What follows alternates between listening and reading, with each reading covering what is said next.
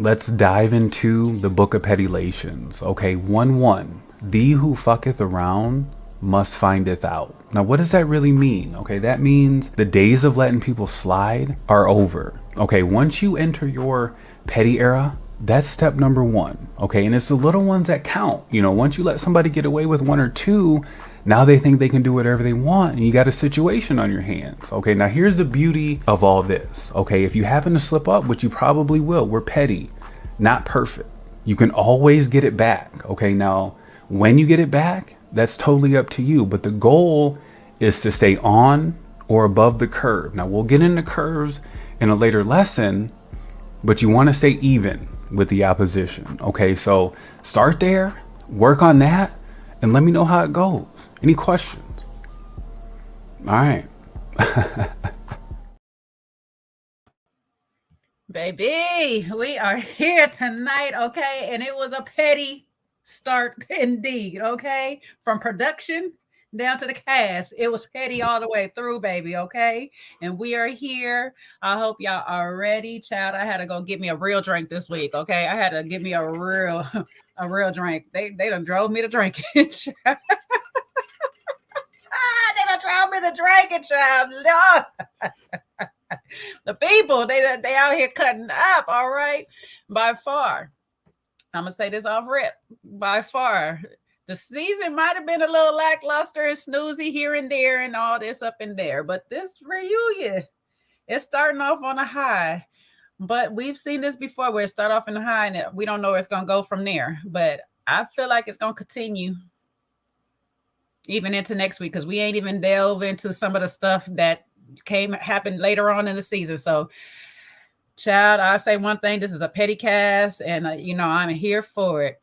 And I'm glad you guys are all with us tonight as well. Welcome on in, come on in, baby. Let's get this thing going. I hope y'all got y'all cups, y'all glass, y'all whatever you need to drink on tonight ready, because we here with a quick cap. It's gonna be a good time. And possibly a long time because it was a lot going on in this episode.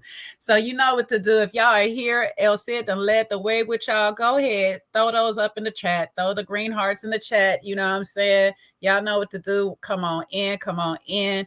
Please do me a solid favor. Hit the like, share, and subscribe button if you have not already, okay? I need y'all to go ahead and make yourselves at home here because we got a lot more in store as we continue to go through this. I know this is almost done, but we still got Martha's Vineyard to get through. We're going to start bringing y'all the Game of Thrones stuff. So if y'all into that fiction and sci-fi type stuff, me and El Cid will be here with the not the Game of Thrones, sorry, House of the Dragon. We're gonna be here with the hot D, baby. Some hot D for y'all, okay? They should have never labeled it. They should have never gave it that acronym. Woo! Come on in. Welcome everybody. Okay, we are in here. How you doing tonight, Elle? How you doing, girl? I'm doing great. I'm doing good. I did not drink. I wanted to go through this sober. I was gonna dress up, but I figure that the people who dressed up were acting pretty ugly, so I'm gonna keep it comfortable. Child, listen, keep it cute or on, keep it on mute. That's what they should have told these people, but obviously, obviously they wasn't gonna do neither. They wasn't gonna keep it cute or on mute. Talking about Alexis at the end. Ain't no mute button. Child. Ooh. What is your first thoughts on part one of the reunion? Production is messy. Production is messy because this is not the personality we saw all season. I'm just saying, production. When people were saying it's production's fault, we were like, "Don't blame production. Don't blame production." Now we seeing a whole other side that production left out. Okay. Yeah, Okay. production was producing. They was definitely producing during this reunion. I ain't gonna hold them on that. They was a bit messy too. I was like, okay, production, I see you. I guess they was like, you know what, in order to get down and dirty with these people, we got to get petty with them too. So Well, I'm about to get Mika petty. Okay, I'm about to get Mika level petty. I want her level tonight, so we can go, because if your chain was real with all them spotlights, you couldn't wear it on camera. I'm just saying. But when we get there, okay, we're gonna get there. We're gonna get there because I was curious too. I was like, I've been to many concerts with a lot of artists and stuff like that. And I know when the lights get to hitting, it start reflecting and it be like, oh, turn your lights down, please, please, please. We're gonna get there, baby. We're gonna get there. Listen, I'm gonna give a disclaimer, okay? Because there's no hold bars tonight. I do not have a dog in any of this fight, so I can be swayed in any way the wind blows tonight. All right, I'm gonna tell y'all now. I am not team nobody, but team petty. And I mean, when I say team petty, I'm team petty me. I'm not going for anybody on the show petty. I'm gonna be team petty me. So if you run up in this chat and you don't like what you hear tonight and you on the cast, that it is not my problem. Okay, you should have acted better on here and I wouldn't have much to say about you. But I'm gonna get into a lot of people up on here, women and men alike. Okay, it's an equal opportunity night. Anybody can catch it, the young, old, and decrepit. I don't care. All right. Y'all don't get it. So, not the decrepit. Oh my God. What's in that glass? What's in that glass? Don't worry about my cup. It's my cup. Nah, I'm just saying. I don't want you might have been the sweetest thing all season long, and I might have been on your team for the whole season. But if you're cutting up in this reunion, I'm gonna talk about it. I'm going to talk about it and I'm going to talk about you. So there's a lot of cutting up to talk about. So let's get it. First of all, I don't know if you caught it, but I didn't. Not Chris over there nibbling on Mika's arm in the background. I was like, please feed this man. He is hungry. Production. I need to get to them because it seemed like either I haven't had a nibble in a while, or I need to be reminded of the taste. Yeah, we'll get there. We'll get there. Nibble away, my friend. And I'm sorry, production, whoever was on camera, 1 or 2. Ooh. Ooh. The way they kept zooming in on Lexus cutting her eye at LaRon. I said, first of all, why y'all put this woman next to LaRon? Why y'all put this woman next to LaRon? And you see it backfired at the end. Ooh. Alexis came in her maiden warrior dress. Child, she was ready for war, baby. She was definitely ready for war. It was fire everywhere. Okay, because she was cutting her eyes at every second about with him or whatever. And I know we're gonna talk about it towards the end because I'm gonna try to keep this in order tonight of how events went. But I don't know what he was getting in the beginning because I was like, if looks can kill, you will be dead twice. And 2 times she would have dug you up again to kill you 2 more times. I was like, baby. I don't think she was trying to be friendly. I think she was trying to off you with the dress if she hit you with it. She'd have buried you, dug you up to cremate you, and then buried the ashes again. Ooh, she was. And then stepped on the ground. She came lit. I was like, wait a minute, can we gradually get to 100? Can we gradually get there? She came lit. Woo. She came on fire, okay? She came in like a wrecking ball, trying to wreck one thing and one thing only. LaRon. Mika, hold on. LaRon, Mika, and she was like, and you. I'm Oprah. Everybody can get it. And Chris was right. Chris just sat there. Chris was like, she put her finger in my face. I'ma just sit back. I'm not gonna fight this woman. Mm-hmm. Listen, I'm gonna know we gonna get there. Yeah, I'm gonna be on her side a little bit in part of this though, but we gonna understand. Mm-hmm. And I just got a quick thing. Shout out to Laylin, baby. Whew. Ooh, best dressed, best face. lately. Whoo, mama. Okay. The gown should be hung up for all to visit in a museum. I'm sorry. She looked absolutely amazing. Child, that guy, I, I don't know which way it went. The gown wore her or she wore the gown, but it was working both ways. They was doing each other a favor because I was just like, baby, that thing. Because when it caught my eye, she was in the corner. I was like, who is that? And then I was like, it can't be nobody but Lay Lynn. And then I just started looking at the whole, especially when we got close-ups of her. I was just like, oh my God, this is really gorgeous. You really showing up and showing out tonight. You letting them know y'all missed out and y'all never gonna get it. Never gonna get it, never gonna get it, never gonna get it. Whoa, whoa, whoa, whoa. Okay. Is that how litty we getting tonight? Because That's how little you just need to release the Kraken. Just tell me. listen, they kicked my petty side in. So I was like, oh, this is what we do. Okay. I ain't even had but 2 sips, so this ain't even a drink talking. Okay. We getting there. Mm-hmm. But yeah, she was, she was best dressed. I'm sorry. Mm-hmm. And then I agree with Don.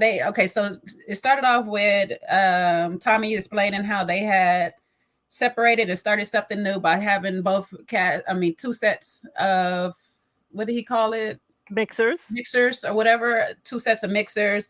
And Don replied, he was like, the only one mistake, the one thing I didn't like is not getting a chance to vote one of the ladies off. Y'all voting one of the ladies off without my approval or whatever. And I was like, production, why are we cutting over to Chaz rolling his eyes? Because I was like, what is that about? I don't know if you've seen that, but I was like, why are you mad at him saying he just didn't agree with one of the ladies being sent home without his approval? Because it's Chaz's group that sent that lady home. Yeah, but in fairness, you know what I'm saying? Somebody out the lady side from the first group could have been like, well,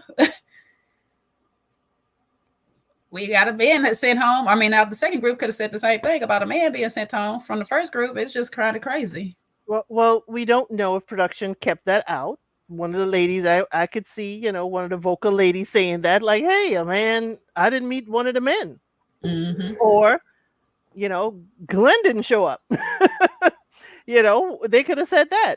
But I just didn't like Dom saying without my approval. Dom, you are not the star of the show. Sorry, you're not the star of the show. You're not even supporting cast. You're crew. In my mind, you're there. Sorry, Dom.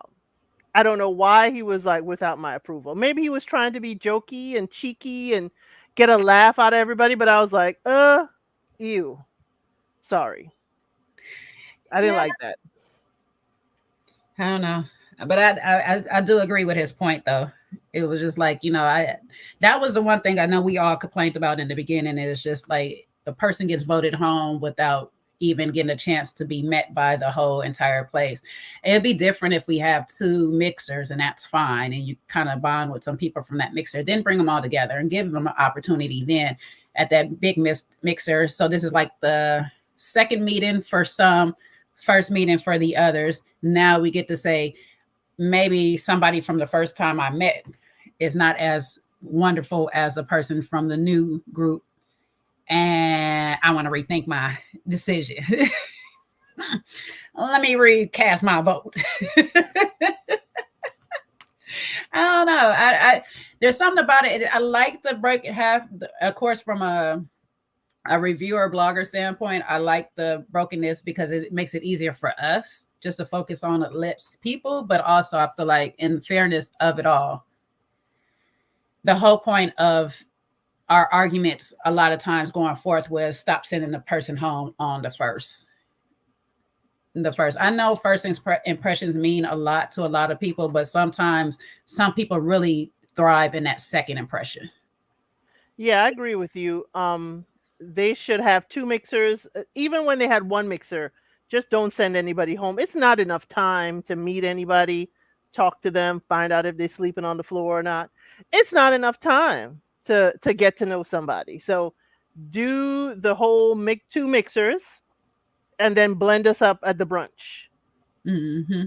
And then throw it into the brunch these were the people you were just make it the lowest two, just the lowest two or lowest man and woman for each section, and then throw it into the brunch and see if it changes, see if the votes change. Because I love to see a good scramble at the brunch. I love to see somebody trying to crawl their way out from the bottom at the brunch. That I'm sorry, That's my good. petty side. Now that would be good, that, or give us the 2 lowest men, 2 lowest women, and let them duke it out in the best way they can. Not physically, y'all, not physically, but let them work they magic around the room and see what happens if they can sway some people to vote for them or whatnot. So I don't know. LeBron, why you put me on the bottom? Why you guys put me on the bottom? That is always a treat. I'm sorry. That's my favorite part of brunch. Mm-hmm. Yeah, I mean, even if we have to vote for them in the first 2 mixers, Mm-hmm. then bring them from the brunch and then have them going like, oh, I'm at the bottom and stuff like that, and then they get matched up with the other people from the other mixers and stuff like that, and it's just like have those people at the bottom just start mingling or whatever, running around doing whatever, like you say, scrambling around trying to get all together. I would like to see that. That would be actually pretty good. I think that's a good idea. Just see how they get to moving. To see how they get to going at it with each other, start cussing each other out. Why you put me aside? Yeah, I didn't make a good impression on you. Why do people always be fighting like that? I love it though. It's like what are you losing out on? I mean, I guess for people with exposure, they want to be there, but if you're not picked, your person just isn't there. It's okay. It's okay. Sometimes it works out best. Glenn stayed home. And was not mad about it. Listen, after watching the season, I wasn't mad for him. So our first people up, okay? Our first people up is Patrice and Alonzo.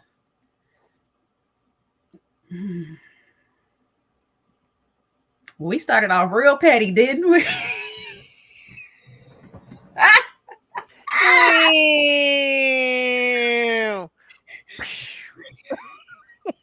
Remember, he didn't want to be fed by a plane, so that plane crashed and burned. Oh my God, Phil, thank you so much. He said, what the hell? This is a ghetto mess, embarrassing for all. Ooh, this is not the Black excellence that they keep crying for. I don't understand. I don't get it. No, it's not. But, the Black excellence wants to be fed. Here's my thing. Patrice already said she doesn't want to look at you like her child, but you want to be fed like a child with an airplane, sound and all. I'm sorry. We grown. We keep saying we're grown.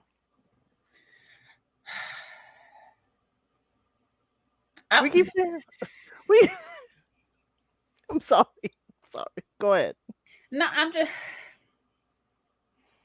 because his whole fight is that I am grown. I've got this thing, and because everybody keeps calling him immature. But then we see you are on this one-on-one date with her and you're asking for airplane sounds. Like, I don't have a problem with somebody feeding a man or they woman or whatever and stuff like that. I really don't. Do whatever make you happy. But I'm not about to start making airplane sounds for you. So I don't know. But like I said, it started off real petty. Okay. Well, yeah, I don't know. But hold on. Since we talking about being petty and all this stuff like that, let's go. Let me get real petty for a second. Just one quick second. I got to be petty just for one quick second. Hold up. Let me get petty. Let me bring myself to the stage for this petty. Okay. Let me do this. And yeah. Well, never mind. You know what? I don't care way. I doubt. It's Seaway's world. Way. You know what? I don't care way. So negative becomes a negative. Bye way. Get a +1. Because you'd be a secondary. You'd be a channel. Bye. A kid of Kojo's channel. You will have your own shit. You will be the baby. A son. Let's go. Bye way. Seaway up in here, child. What's going on, girl? Hello, bye way. What's going on, girl? Son. My friend is calling me. He's about to interrupt this thing. Hold on 1 second. I'm here though. Hey y'all. All right. Anyways, let's get back into this. Patrice and Alonzo. So I don't know. Patrice looked teary-eyed. I guess it was going good. He gave her a key. It was going good enough for him to give her a key. Let's put it like that. And Was it? Okay. I guess it was good enough for him to give her a key, because I don't know, but I'm just saying it has to be good for me to give you a key. Something got to be good, okay? Child, I barely want to give my parents a key. Well, we're assuming a key means for him what it means for us. True that. True. Because I'm sorry. The true dark artist to me, I'm gonna give you a key anyway. Don't matter. Don't matter. You're still not gonna catch me in anything, but hey. You know I don't believe in the dark arts, but I was gonna say I really don't think the key meant anything to him. Honestly. Well, clearly the key didn't mean a thing, like the ring didn't mean a thing to some other people, okay? The key was actually supposed to be placed under the mat and left there, not take it home with you. It's an emergency key. However, I got confused, but I guess 3 days after the exclusive talk, and she said that he was the one who brought up that they should date exclusively. And I guess 3 days after that is when the grocery lady, the lady with the groceries showed up, or the lady to take him to get the groceries showed up, okay? And apparently Patrice was in undisclosed cars. That's how you do it.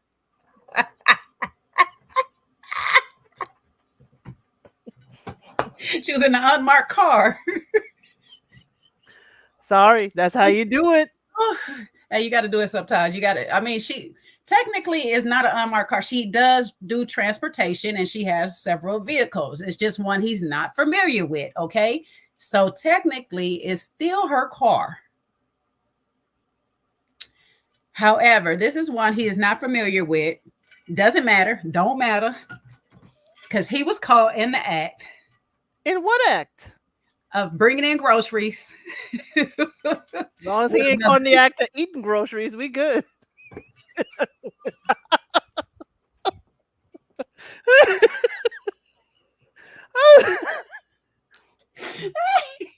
Okay. How are we going there?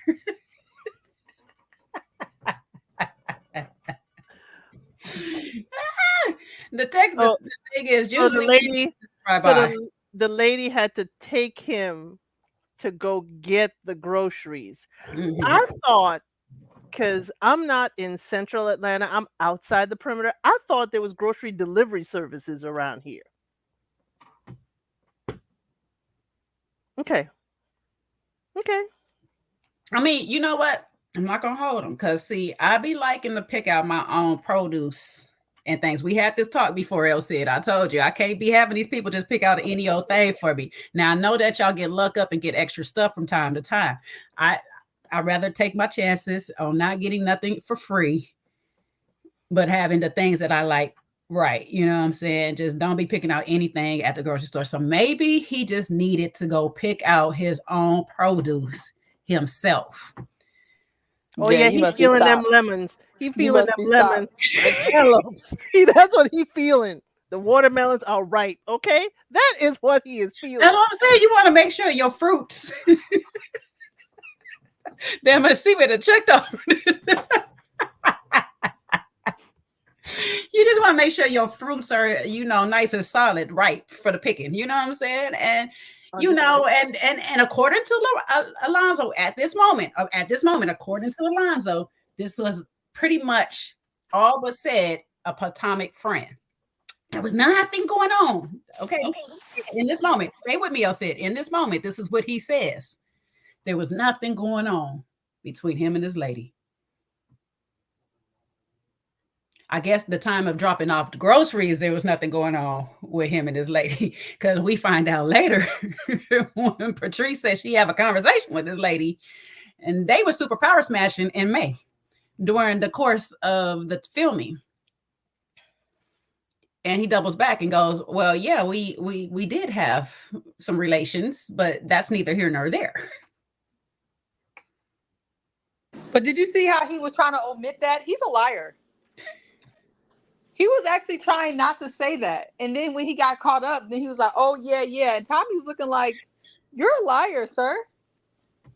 Like, the truth is not in you at all. And he really is like one of them diabolical liars, like the ones that sit there and lie to your face and got the lisping and everything going. He looking so sincere, and he is bold-faced lying. Bold face. That's what I call him, a bold face. So here's my question. She said they were just together in May, and this was filming in May. In May. So how long between the last smash and grab can you determine that this woman is a platonic friend and acceptable to be around your gentleman if he is Alonzo? So if Alonzo was my man. How long, if he say he smashed her last month, 6 months, or last year, how long is long enough for her to be considered a platonic friend? She doesn't need within the last year and a half. Yeah. And even then, the problem is more. Oh, God, I don't want to hear what the problem is from Seaway. What happened? Alonzo must have cut you off, child. I don't know what happened. Oh, it's just stupid. Why? It's his dishonesty about it. It's not just the timeline. It's just like you were acting like this lady was like your long best friend from middle school, and then after she does her own digging, that's how she finds out you slept with her in May. He never disclosed that, so that's the problem. You know what I mean? It looked bad. I agree, it's a problem. It's totally a problem, especially since you're exclusive. And then it's only been 3 days exclusive.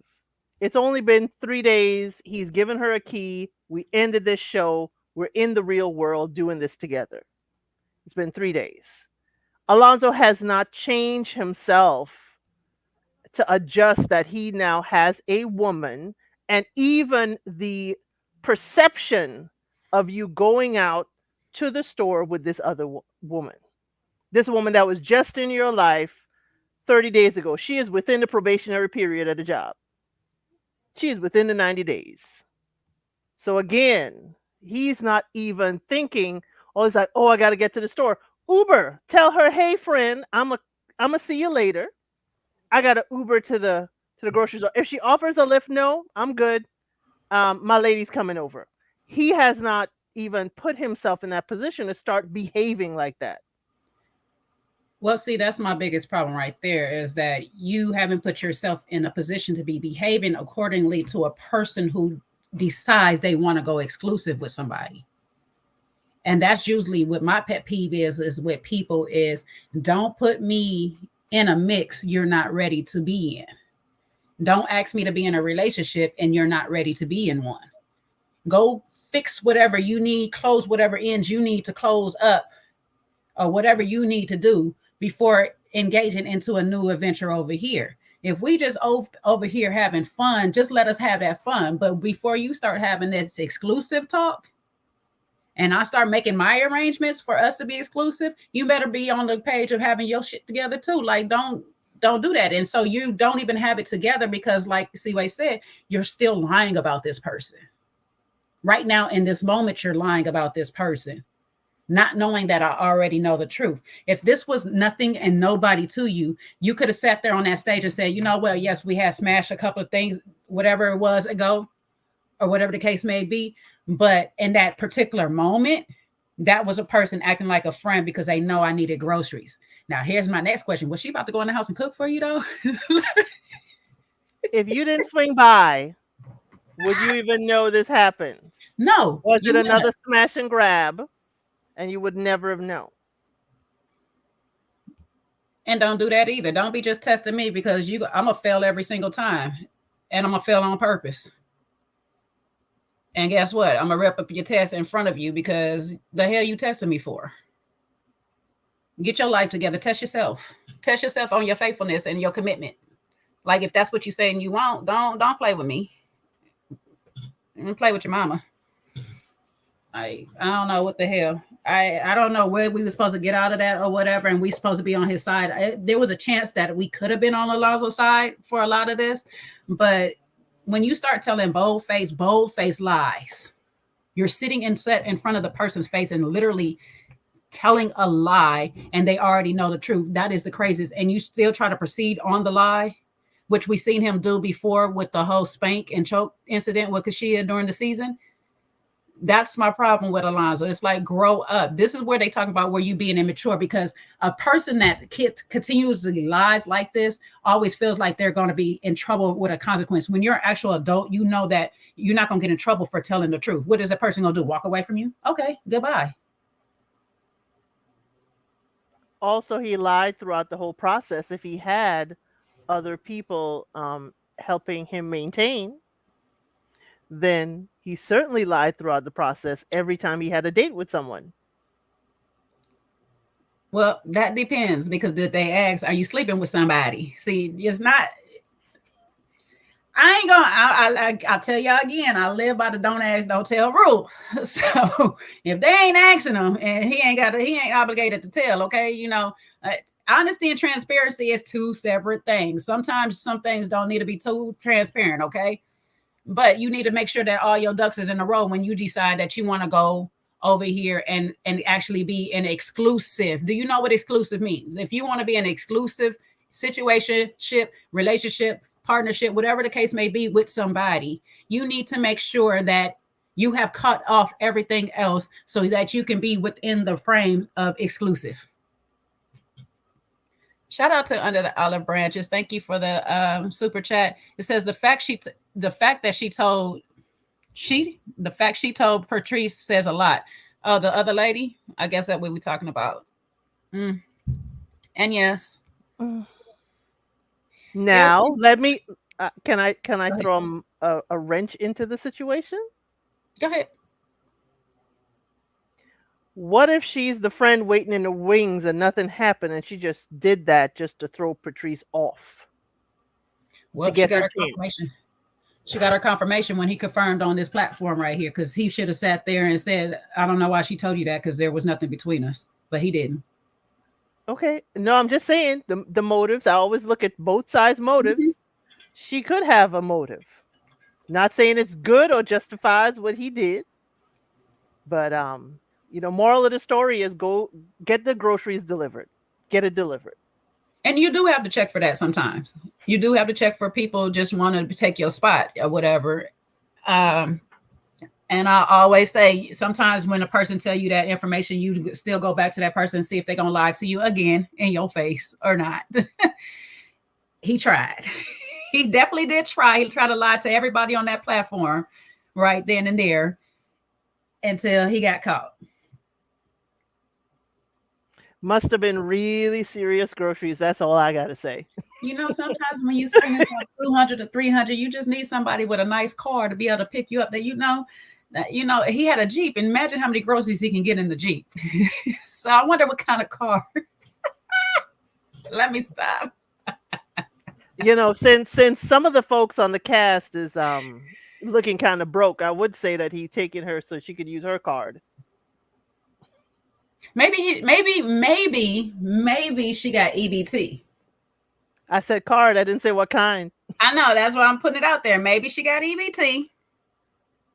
And he wanted a little discount. You know what I'm saying? You get the little. I don't want to ruin nobody's business out there. You know what I'm saying? So I'm gonna retract this statement. But allegedly, I don't know these people. So, the mystery lady in question, don't come for me if you got it. But if you do got it, let me borrow a little something. This groceries is high out here. Groceries is high out here. I'll slide you a little something extra on it.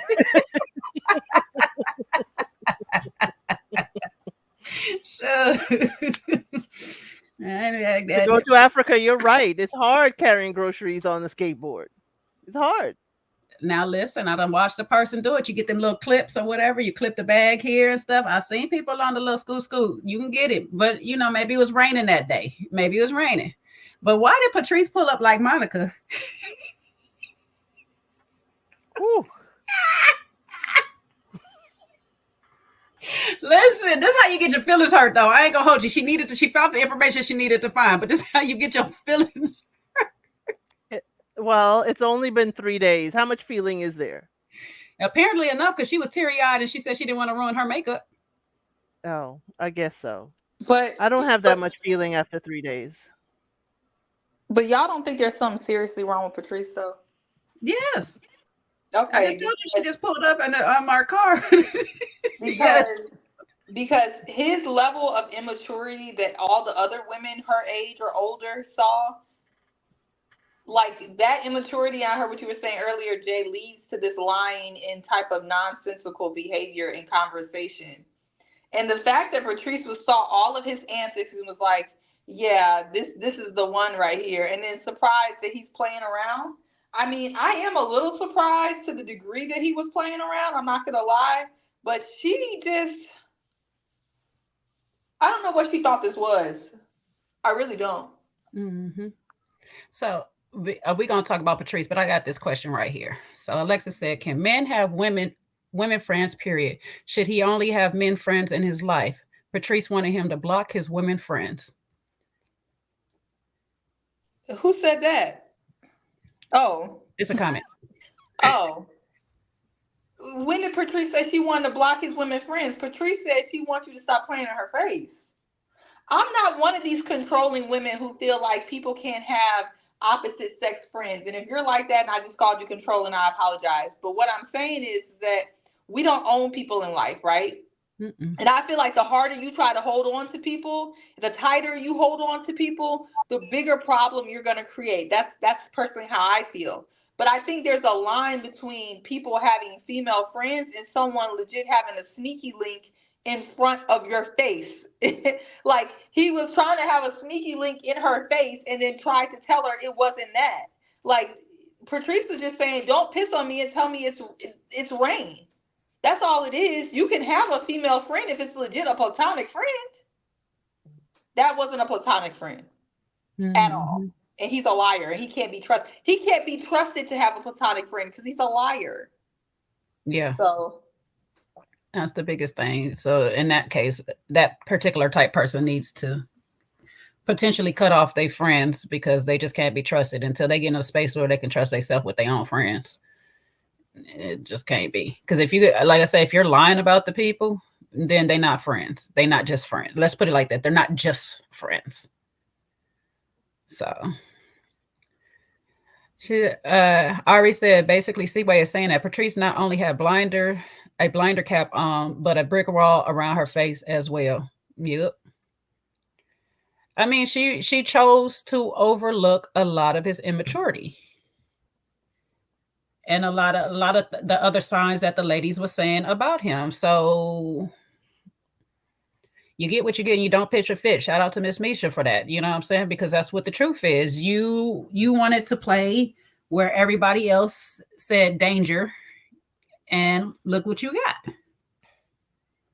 But I blame her more so because she kept telling us, and I said this all season, you keep telling us you just want to have fun. You just want to have fun. So why betray your own code of just having fun and actually take somebody for serious who you don't even find serious in the first place.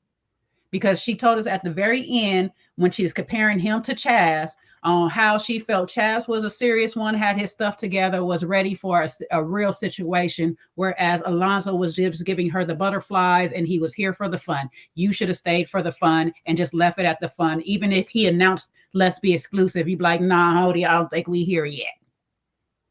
Give me a little bit more time to really, really see you in the real world. Let me see you really in action before I even go there. But right now, let me ride this wave. And if it come crashing to the sands a little sooner than I thought, it was a good ride. I'll see you later. Deuces. I don't know. I think they each need to define exclusive, and they need to define basically what their friendship relationships were, at least for him. Because again, if this is the young lady you were just sleeping with last month, or while you were dating me in this process, I'm gonna have to look at both of you side eye. Sorry. Whatever maintenance plan y'all were on is gonna have me looking at you some Not kind the of way. maintenance plan. I love maintenance plan. Now I'm about to act like Sean and bring out the dictionary because I don't know why we got to make up all these daggone definitions for things. But maybe it's in the definition of why. Okay. First, it says excluding or not admitting others and other things. Then it says 2, restricted or limited to person, group, or area concerned. So maybe they needed to make the group exclusive. I'm exclusive to this group of y'all women's. That's what he should have said instead of, but he said exclusive to you. So therefore, that's on him. But she also shouldn't have took that deal because she knew she didn't want that man like that. Like, come on, Patrice. I don't. But he hasn't been with her these past 3 days, so we've been exclusive for 3 days.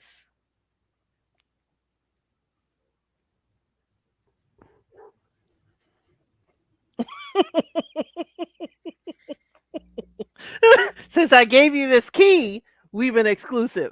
So I ain't lying. Since I gave you this key. Now, if she came and cooked for me, then maybe you could have, maybe.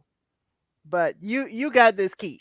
Did he give her the key just for emergency purposes, like in case he gets locked out because he loses his key a lot? Because you know kids lose their key a lot of times and stuff, and so sometimes you be having to put keys on other things for them to find it or put it in places and stuff. Maybe this is just a key to sit here to help him in case he loses it. Now you making up stuff like Alonzo, Jay. Now you sound like him. I'm just trying to help. I'm trying to help the situation out because I didn't understand. The 3 days threw me off. They was exclusive for 3 days. I said, what now? They do that every season. Things fall apart 3 days and a week after. Remember when Jeffrey left with Mr. Ponytail? With Mr. Tweet Twin? Didn't that fall apart like 2 days after they got done? Love, baby. We're gonna be in the French Quarters. Me and Chad's gonna be in the French Quarters together. Y'all just watch out. We're gonna be sipping off of daiquiris and stuff. Watch. It's gonna be just y'all two. Right. On daiquiris. Oh, he would hope it's just us two. Don't bring no roses. I don't even like flowers, so he can bring them dead. I told you they're gonna turn right into potpourri. But Alonzo, he was exclusive. They were exclusive for 3 days. But I'd like to, production. This is where you bring in the audio of the conversation between Patrice and the young lady, if you really want it to be messy. But this is after, so it can't even get the conversation. This is after. I understand, but I'm saying Patrice could have recorded the conversation. Because he's Mr. Deny, and she could be like, well, this is the conversation with your friend. We don't need another recorded conversation. That's the problem. Right. That's the problem. Everybody's recording. Too soon. We don't need no more We don't need no more recordings. Everybody production on this damn case. Okay. I mean, I feel where you're going with this. It would have been good, you know what I'm saying? Maybe they should have just brought the lady. I got a surprise in the back myself, Tommy. But it's been 3 days. Why am I pulling up? Because she was invested. I'm sorry. I'm I'm not the pulling key up. worked. No, we make sure the key worked when you hand me the key. We tested at the door. I tested same day. Oh heck no making sure the key worked. Listen, it might have been like a situation I had. I was scheduled to be somewhere. I was scheduled to be at that person's house, and I guess the schedules got mixed up with some because somebody else was scheduled to be there too. Apparently, because while I was in the house, they was knocking at the door. I said, "Oh." Now I know Seaway hasn't seen the movie. Was she coming by to check the key in the trench coat because her plane was late? Is that what we were going to do? That's what I think we are. What are y'all talking about? What is You ain't that? seen the movie yet. Sean said he no need for the recording. He's staying with Alonzo. Oh, child. Not you about to give me a shout out. All right, don't get in trouble because you just announced that you betrothed now. Okay, Chaz, you just announced that you betrothed. Okay, you know what I'm saying. I done seen your lady. You know, I done told you I missus come steal your girl. Don't play with me. Jay, what's going on? What's going on? I just gotta mess with Chaz a little bit. You need to read the comments. I had to just mess with Chaz a little bit. He like it. What I was discussing, Seaway, was Boomerang. There's a scene in Boomerang that you gotta watch. Child, and Alonzo is definitely going on the line of Marcus, okay? Because child, all the women's he got in rotation, because apparently it was a triangulations going on. It was a Pandora's box was opened. Hey, listen, that was a good movie. Wow, it was a good movie. Pandora's Box. That was a good movie. Okay, I think this is why Alonzo is on this whole spanked and choke thing. He watched that movie, and you know it's a lot going on in that movie, and basically it's a lot going on in Alonzo's life. But Patrice says she is no longer a part of it. Will not, never, ever to F and to hell with him and all other things. I said, oh, okay. You sound real mad for 3 days of exclusivity. I don't know. Her time was wasted. 3 days wasted. I shouldn't be laughing at these people, Pat. I'm sorry. 3 days was wasted. She wasted her own time. I'm sorry. She wasted her own damn time. I can't fully be really like apologetic sorry for her. She wasted her own time on that. She ignored the red flags, and this is what happens. And at the end of the day, well, she's really mad at herself. She want to be mad at Alonzo, and she gonna scapegoat it. But you really be mad at yourself when you do foolishness like this. Let's be honest. Now I know you want to blame everybody else because that's what the Aries would do. But we're gonna take a little accountability. Dang. Oh my God. I thought you'd be nice to me. My birthday is next week. I thought you'd be nice. Oh my God. We gotta get it all out before your birthday, and then I can be nice. Okay. Yeah, I'm celebrating this weekend and next weekend. So okay, the reunion is on time for me. That's good because you ain't like us Leos. We've been started celebrating all the way at the beginning of July. All month. Not at the beginning of July. I go from Kojo's birthday. He a Cancer. Yeah. I know. Well into Virgo. Y'all got a preliminary round. Yeah, I understand. I might start celebrating next week with you. Yeah, that happens. I was raised by a Leo. So that happens. As soon as my birthday is over, hers, the wave is starting. Yeah, I understand. You know, my birthday coming up, I have been around too many Leos. My birthday coming up is 2 months away, 3 months away, 4 months away. Reminder, I know. Hello. It would be a tragedy if you forgot the biggest party of the year. Oh, I've done that to a Leo. I've completely ignored them until that evening of their birthday. I've done that. You're evil. Oh yes, because I know. Ignore me. I wouldn't care. I'd be partying alone anyway. sorry. We sidetracked. I know we did. I We need did. to know, how did Patrice pull up? I think that's what I'm missing. Did we pull up dressed in all black? That's what black it was on giving in black? my head. It was giving that in my head. Like she pulled up in a dark limo tent, all black. You know what I'm saying? Even the braids was black. Yes, because I'm just thinking stealth. Little It's like wig. you came looking. She came Or on with a am I- hoodie. Or am I projecting? I may be projecting. Okay, we was both projecting on the same wave because that's how I pictured it. I pictured it when he said it wasn't even her car. Like it wasn't even her car. I was like, oh, it was all black. She pulled up in a black. Oh, it was an Audi too, huh? Something she could chase you real fast if she had to. And then when she was like, I just asked him, can we talk? I felt like she just jumped out the car. She was like, ah! Jumped out. Some groceries fell. Papa, who this woman? Some groceries fell on the ground. Child, the lady jumped in her truck and drove off. But I caught up to her and we had a conversation. For real.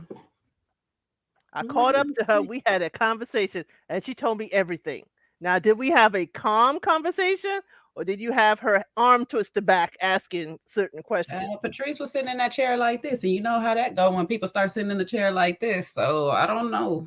Hopefully it stayed calm. Yeah. Hopefully. We might have to put an APB out on that lady and figure out if she okay. Alonzo, go check on your friend. Check on your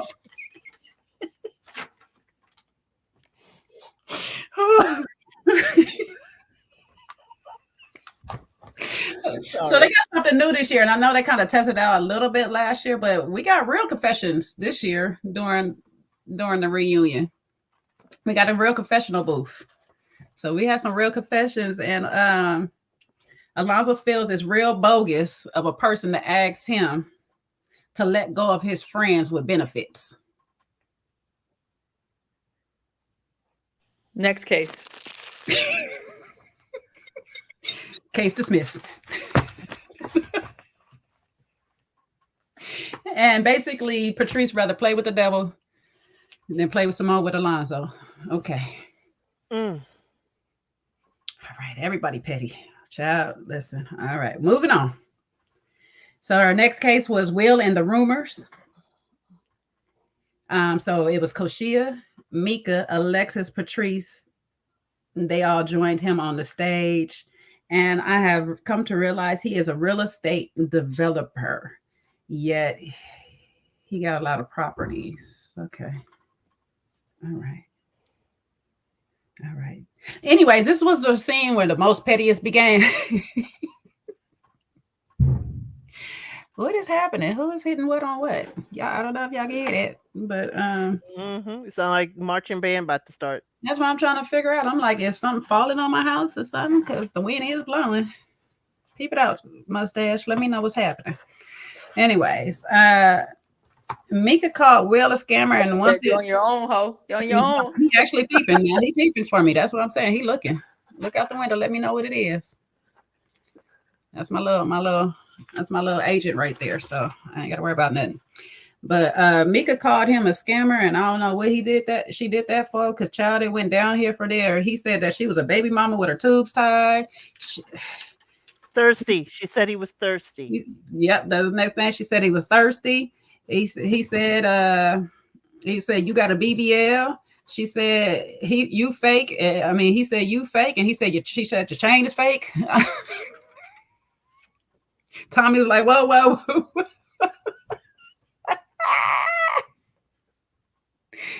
Like, okay, these two cajole a little bit. But I feel like though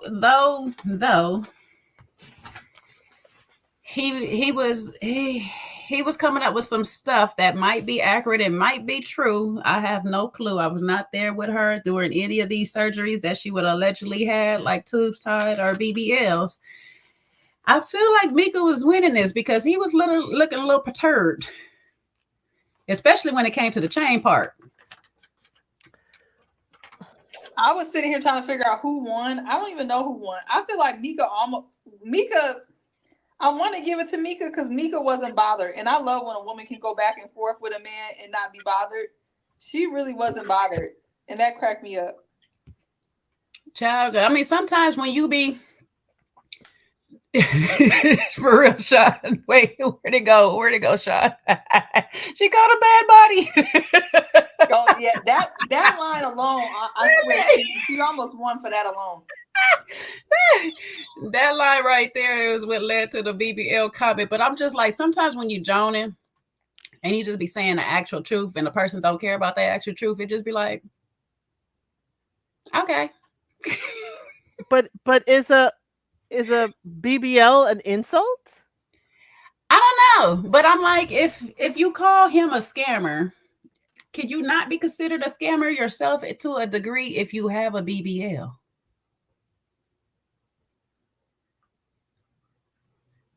No. No. If you don't, I mean, if you don't disclose. If you don't disclose it, okay. Okay, so yeah, if you but usually the BBL is not the scam. Usually the BBL is there to scam. Like you getting that BBL so you can get so you can do the scam. Yeah, so you can do the scam. Got you. But because not every bee is gonna come at your BBL flower. Now, I know that in some cases, as long as you don't burn it, well, you know what? Let me not get the line because I really don't know the ins and outs of having your tubes tied. That's not reversible, right? That's not like a vasectomy, right? It depends on how it's done. But again, why is another show a man talking about a woman's reproductive organs on camera? I was trying to figure out when this come out, but either way, now could that be considered? This is where my point was going. Could that be considered a scam, though? If you're telling people that you can have children, but you really can't. You can still have IVF. Some of are reversible. You can have an IVF, and if you still have your ovaries, you can have somebody else carry your baby too. Yeah. So there are options. Yeah, so I'm just trying to weigh out they joan for each other and stuff like that. If I weigh it out, I feel like Mika won that a little bit. Yeah, he was coming off. He was as hard as a wet towel. I'm sorry, that's how he was for me. It was just limp. I'm sorry. It was not good. And as Seaway said, Mika being able to take the jonesing, it's like, yeah, I got a BBL. I look good. So whatever. Yeah, she does. But my fake look good, and your fake is right here on camera creating no rainbows because you got no carrots in that chain. Okay. What would LaRon call Alexis stuff? Just cubic zirconiums. Right. I was like, is this vibranium? He says zirconium. I was like, okay, so that's what maybe it's fitting. Maybe it's fitting the two together. There's no bling bling. Every time you see me, you don't see the bling bling. Diamonds can't distract, nothing bling bling. Well, I don't know, poor Will. We're gonna have to maybe if we develop a couple more peak places, we can start to put in the gems. We got the chain, but we just gotta get the gems in later. And what is with the DAG house logo on the DAG? A medallion is, back in the day, people used to wear hubcaps as a medallion. What are we doing now? What are we doing now? We wrapping at the developing company. Golly. And developers usually develop and sell. We don't develop and keep. Okay? That's what I thought. That's what I was tripping off of. We don't develop and keep. Develop, flip this money so I could go on to the next project. But maybe we need a new definition of developer. Maybe developer means something different in Texas. I don't know. That's what I was tripping off of, because I was like, you are a developer. Why do you keep saying that you have property and real estate and all of this stuff like that? What part of the development team are you on? That's what I need to know. Yeah, oh, so y'all thought he was a developer for real? No, well, we're saying what he's saying. Oh, okay. Because I mean, I didn't even entertain it at all. I mean, as a person who works in real estate, nothing that he's talking about sounds like a developer. I mean, it just sounds like a whole bunch of nonsense that he tells to Black people who don't know any better. Sounds like a whole bunch of malarkey, like scamming. A lot of stuff on Ready to Love. I don't know what he does in the real estate business, but the worst thing that ever happened to these scamming niggas is real estate. Like, as soon as a person is a scammer or a bottle girl, all of a sudden they say they work in real estate. It's like, it's really, that's the thing. It's like, you don't work in real estate. You're just a bottle girl. You're just a scammer. Maybe you sell apartments. I don't know, but I don't know what he got going on. But the developers are usually on a team of people who are funding projects. You're funding projects, you're sourcing projects.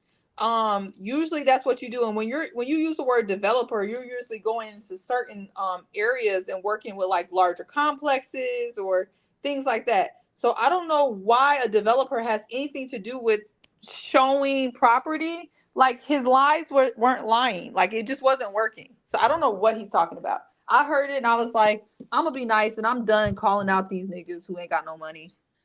Because y'all keep saying I do that. So, but this is a bunch of crap.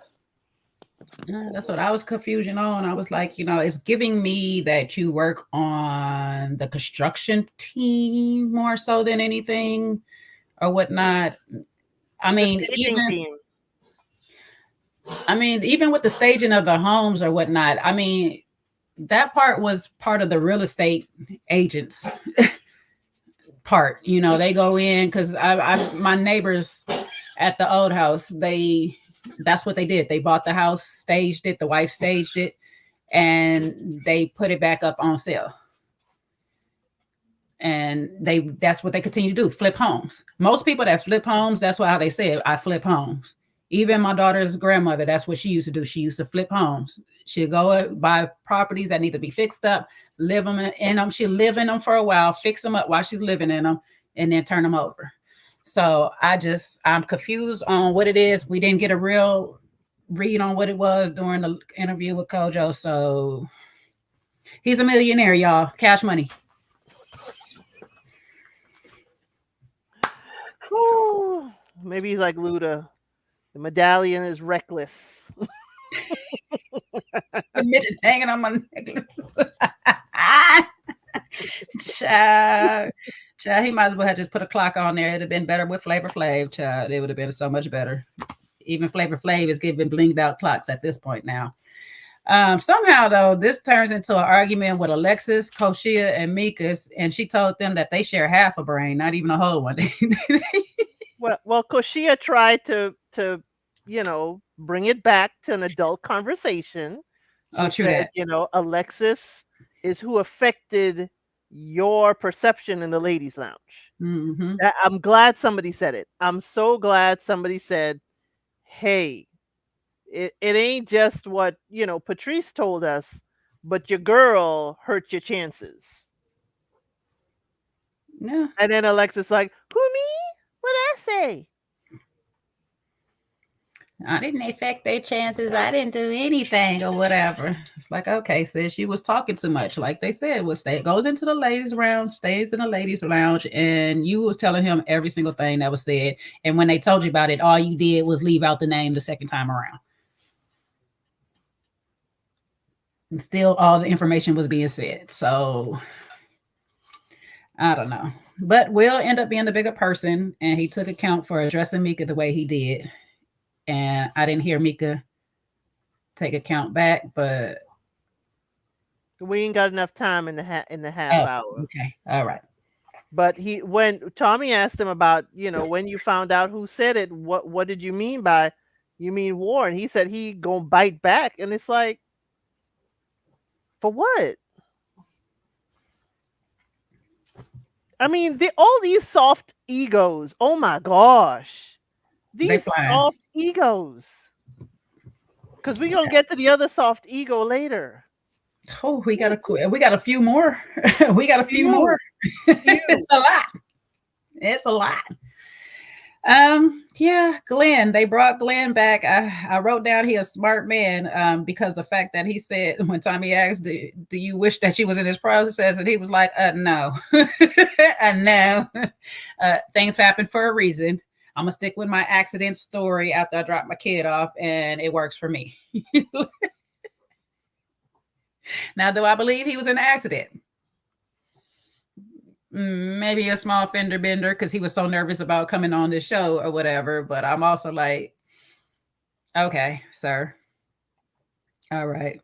But I mean, he was real nervous on the stage, so I can get it. His anxiety is probably on high just to get out and in front of these cameras because the anxiety was still there. And they gave him a speed dating option. And Chris said, you can go around the room, but one of them is off limits. And I looked at how the camera pointed at Mika, and I was like, well, does Mika agree that she off limits? Because I don't know. He also said, but she gonna tell you. Is she though? That's why I was waiting. She didn't flinch. She didn't agree. She didn't flinch. She was like, okay. But is she? I have to say, production again. Y'all listen to us because we did not believe the car had Glenn in it. So y'all pulled out the driver's audio. You getting out? Glenn saying, I don't know. Production, you have sufficiently proven your case that Glenn was there in the car and Tommy wasn't calling on a fake number. Well, I mean, they had that piece, that same clip. It was the same clip that we seen in the beginning of the year. That proves nothing. All I gotta say is he'd rather talk to the driver than production. I need to see Glenn technically either get in the car or out back at his car for me to know he was really in it. Because he said he was in an accident. If I'm gonna take his word for it, I'm not leaving the accident to show up and be sitting in his car. So I'm like, was he there? My guy said, I'm just here today just so I don't get fined. So it's like production of me. Production said, you gonna honor this contract somewhere. we gonna hold you to this contract. It probably was true. He's so anxious. He's telling the truth. I can get fined. Owen said they will sue me. Hey, low key, I wish I kind of seen Glenn during the season because the way he was running through these women on his speed dating. Child, Alexis got to asking him some questions. He said, you know what, your cup looks empty. I'm gonna go get you a glass. I told you I'm not answering that. I'm not answering that. The man just sat on stage and said that I have anxiety. It's kicking in even now. Why would you at backstage with him start drilling him? Why? Like his mother. Yeah, she was completely not the Alexis we saw production presented to us. Mm-mm. She was drilling him. Mm-mm. And I'm sorry, she's like, oh my God, school was out when we were filming. This Alexis is the real Alexis. She was falling apart. Yeah. She was spiraling. The Alexis is who they try to make Koshia out to be, if y'all didn't peep it. Yeah. Yes. Yeah. That's why the confession, Ko said, this is the Alexis we've been seeing all season. Mm-hmm. But they kept it from us, I guess, to show us at the reunion. But remember, the reunion is filmed a few weeks after they stopped filming, so it wasn't even released much yet. So Glenn's saying he's glad it's not because of any of the behavior he would have seen. No, they usually do it about a month or so after they start filming. It's not that. I think he's just seeing the behavior of the people and probably picking up on the energy in the whole place and saying, yeah, you know what, it's probably best that I wasn't. Yeah. He's a part of this. He's a little too sensitive. Love is all we have, and he believes in fairy tales. I'm sorry. This would have crushed him. These ladies would have crushed the living daylights out of him, and probably the men too at this point. Because listen, child, would have been a cool world. This would have been a cool world fairy tale. I don't know if y'all know that movie book. Yep. Oh my God. It'd have been a fairy tale like Who Framed Roger Rabbit or something, because this definitely was not about to be a Disney. And it was so funny that they did have Disney sitting in the background when Alexis was cussing everybody. You were right with Cool World. Because it's an adult cartoon. Child, it was everything but a fairy tale and a fantasy. Child, whew. And then April gave him spirit fingers, and she said, "This is what you begin because I'm a cheerleader." He said, "Oh." Glenn was like, "Yes, it was for the best. It was for the best." Is it the dating world question now or compliment to tell a woman you like her nails? Is that a standard now? I mean, I'm hearing it from Chaz's brother now. Glenn, is that what's going on? Glenn told her he liked her nails. I missed I that. Yes. I love when dudes compliment my nails. Okay.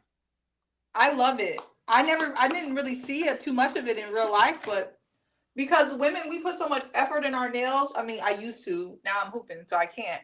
But when I did, when a dude would see my nails and be like, "I like your nails," I don't care if it's just like a platonic compliment. I love that.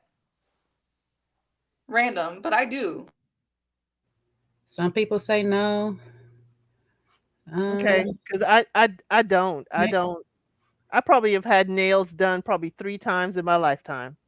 Now I do know that men do pay attention to your nails, regardless if they're like actually done with acrylics and all that stuff like that. They just want to see if you got clean nails and keep them a certain way. I do know that, but and I mean, I know some men that literally do it because they go pay.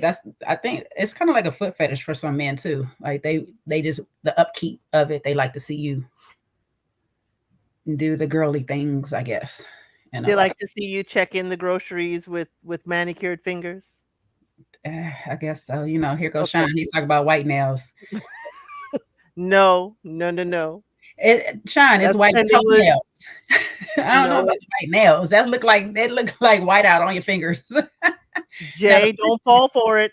Fall for it. I don't, because I don't like white nails. I do black before anything. I'll do it on my toes. But French tip, then you call me on the French tip. I'm a good French tip person.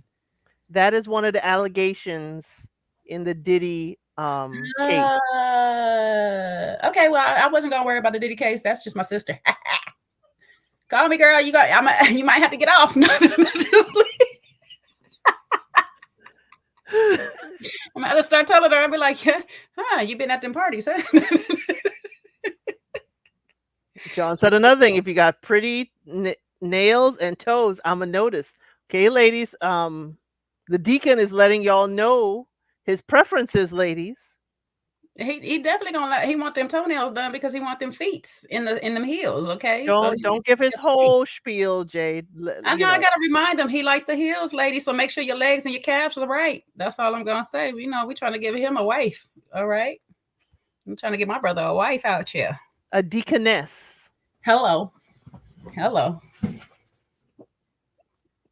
Okay. Anyways, my cat going crazy. He just sprinted up in here. We have some applicants in the chat for you, Sean. We have some applicants in the chat. Mm-hmm. I'm not gonna highlight them. You highlight them for yourself. All right.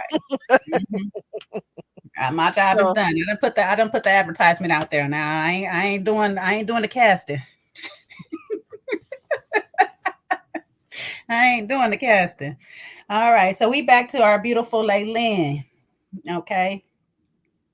She said that she does feel like she left too soon, and Chad said that she was an amazing connection for him, and Vanessa needed silence, baby. She'd be like, shh, we need to hear this. I was like, Vanessa, I thought you was done. I thought you chose yourself, Swiss. Why do we need to hear this? Mm-hmm.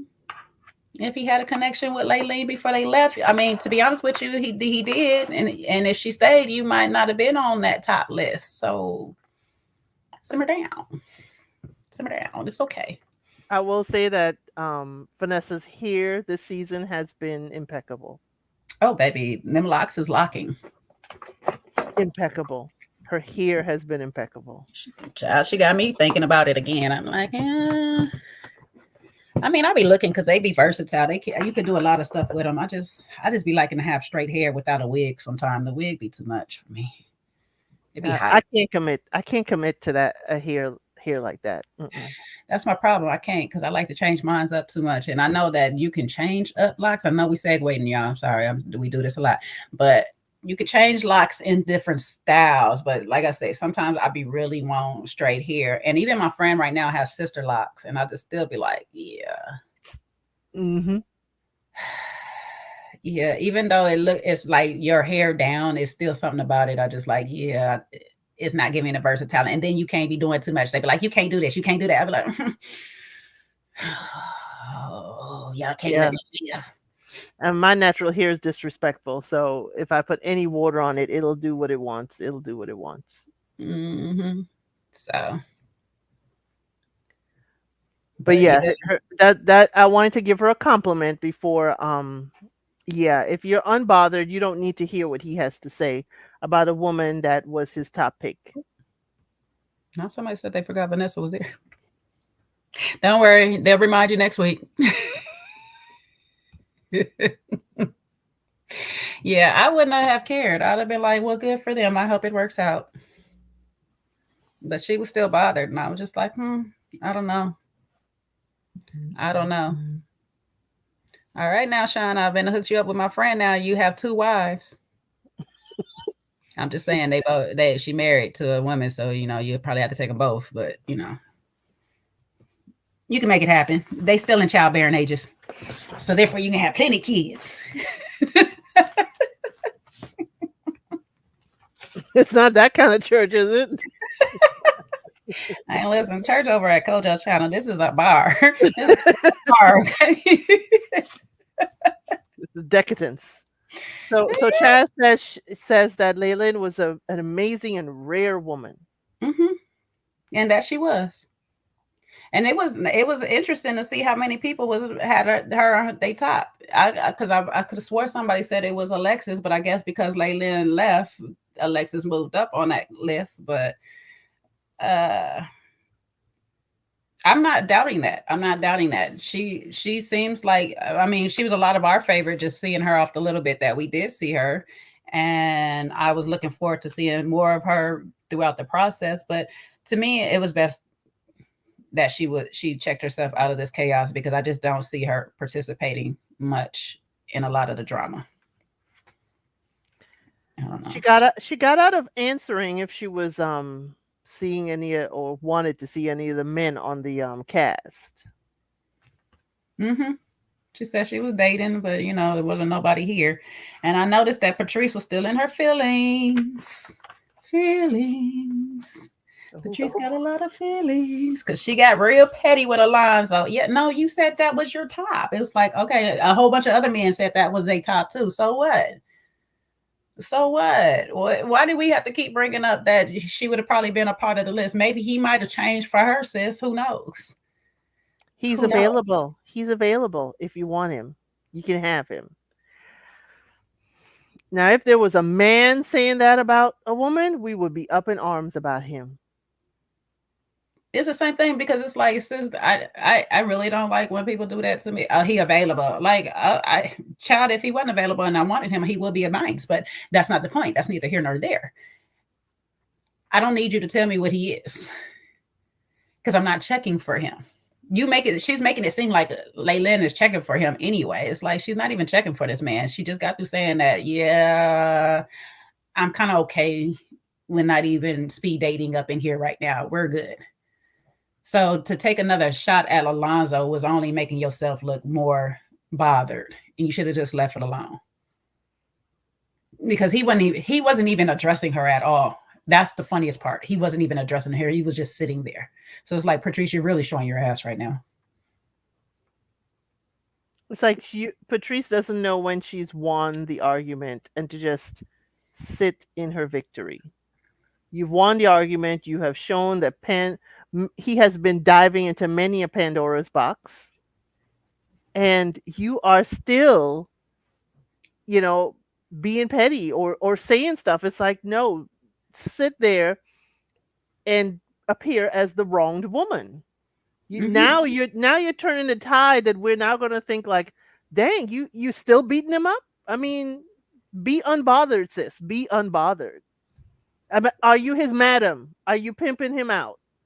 Because, I mean, dang. But that's why I said at the beginning of this, you are really mad at yourself. But sitting there and just doing and taking accountability for the fact that you chose improperly, you rather just try to keep taking digs at him for what reason? Because he said nothing to you or her in this moment. Nothing to neither one of you. He just sat there because he was placed on the stage by production, let's be honest. Because that was one of his picks. So what? They all get top 3 picks. You get top 3 picks. I don't understand what the issue is right now for you to have even addressed it. Maybe editing left something out while we're here and having this whole back and forth with this, but it just really looked tacky on your part, because even if there was something said between him and her, just sit tight and don't say anything. You didn't have to say anything. I didn't get it at all. And that was showing her immaturity level. And that's probably what that part of her was connecting with him. That's probably why she was overlooking the red flags, because she has her own within her. She's like, okay, well, I'm going to overlook yours so you can forgive mine. It don't work that way. I don't know. I just felt that was real tacky of Patrice in that moment. Just let it go. Yeah, it was very tacky. And I love that, Leyland and Alonzo interacted with her at the bare minimum. Mm-hmm.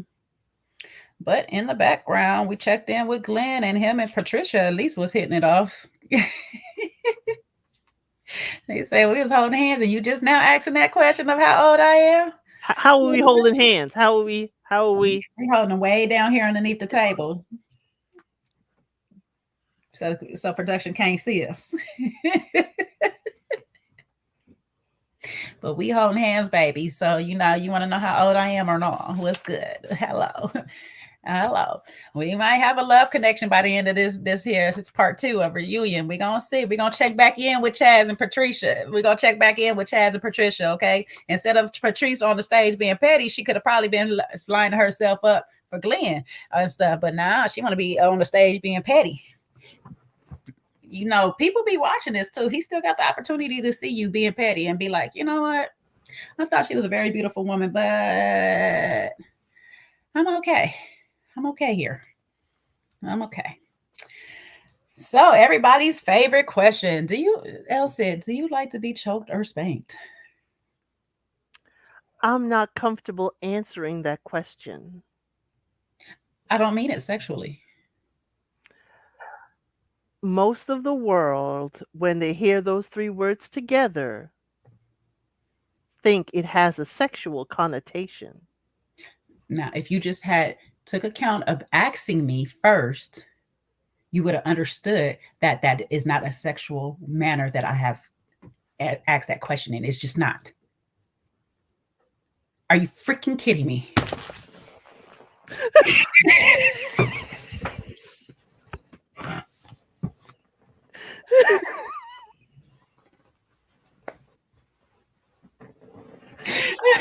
I couldn't get a walk away. It works out.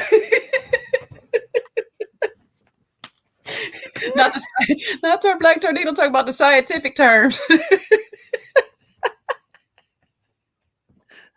Look, Jay say so. Whatever, Ninja. That's what he said. He said for you when you go off camera, whatever, Ninja. And shout out to my newest member. Thank you, Tamika Tut, so much. Appreciate you for joining the membership. We are really on serious. This episode started off so petty. We cannot be serious about this. Okay, thank you. Okay, Erica, let's get into this part. Exactly, Erica. If you've been kissed, you've been choked.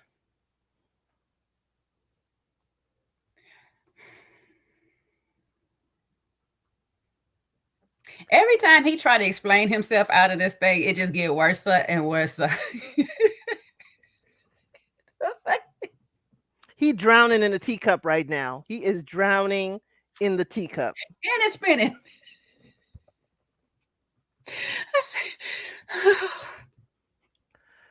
It's like he should have explained it better. Explained it better. And it could have, the line he was going down, it could have worked. And y'all could call me whatever. It could have worked. But he could say some. Oftentimes, when I kiss a woman, he should say I, not the world. Oftentimes, when I kiss, and I like to hold their jaw, and and my hand is on their neck. But no, he wants to say, no, you're wrong. You're not seeing it right. And it's not about the whole world. My woman needs to see it the way I see it. No. Yes, my cat don't agree with his logic either. Okay, my cat is pretty pissed off about it right now. But I love how Koshia says, LaRon knows the answer to that question. Chaz knows the answer to that question. But not you. We just not in that space right now. Okay. My thing is, it is not a sexual thing, but then you relate it to kissing, which is something that leads to sexual things. I'm sorry. I really don't know. Outside of a peck, most other kissing is a form of being sexual with somebody. That's your first stages. That's your first base in the whole arena. Are we explaining the bases now? I guess we got to with Alonzo because he don't know. And then I'm still trying to figure out, okay, I get the whole choking while kissing part, but how do you spank me while kissing me? And I know he might have a long wingspan and all this stuff like that, but most people in the world don't have that wingspan to reach around me and spank me at the same time that you would kiss me. Why are you spanking me while you're kissing me? Like it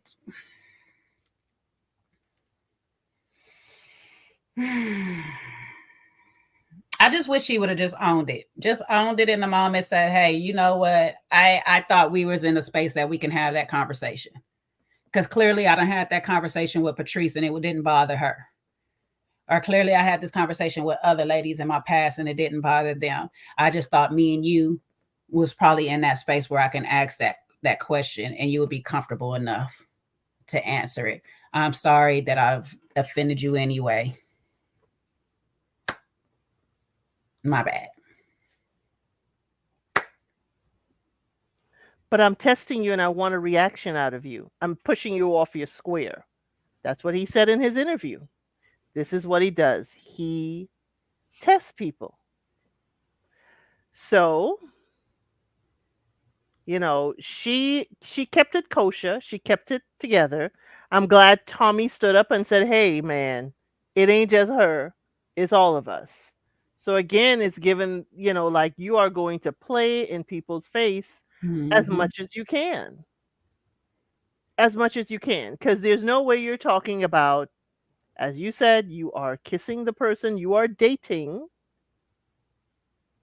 And you're saying that's your part of choking, that you're saying it's not sexual. Are you kissing the person you're dating platonically? Well, we know he got platonic kissing buddies, so there's that. So maybe it works for him. Maybe like we're all wrong because we don't have platonic kissing buddies. That's the problem. We need to have friends with benefits that take us to get groceries, but we not smashing unless we call them to smash. You know what I'm saying? I don't know. I mean, there are people that have cuddle buddies that is nothing but cuddle. So is that the group he's from? I don't buy it. Sorry. And that's exactly what he's doing. He's giving tests that makes himself look silly. I would not, because he can't even pass a test himself because you can't even give me the correct answer. In this whole test, you cannot even correct me correctly because you do not have the correct answer. How does this even work?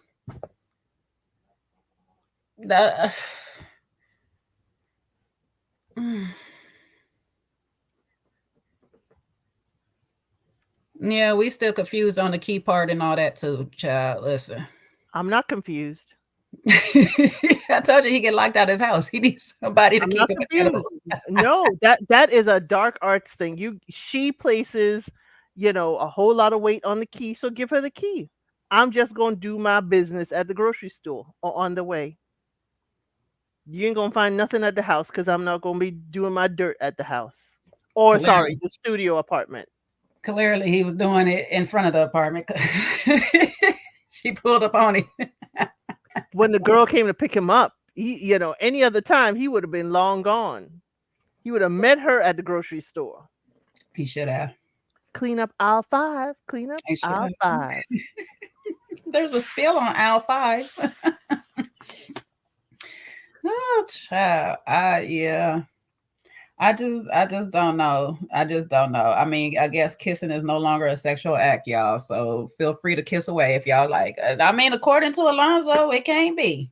Maybe in Dallas Fort Worth it ain't a sexual It can't act. be according to Alonzo because he keeps saying that it's nothing sexual by what he meant, and he just meant it in the kissing. If you're kissing somebody is choking. So I'll just confuse. I got confusion all over again. I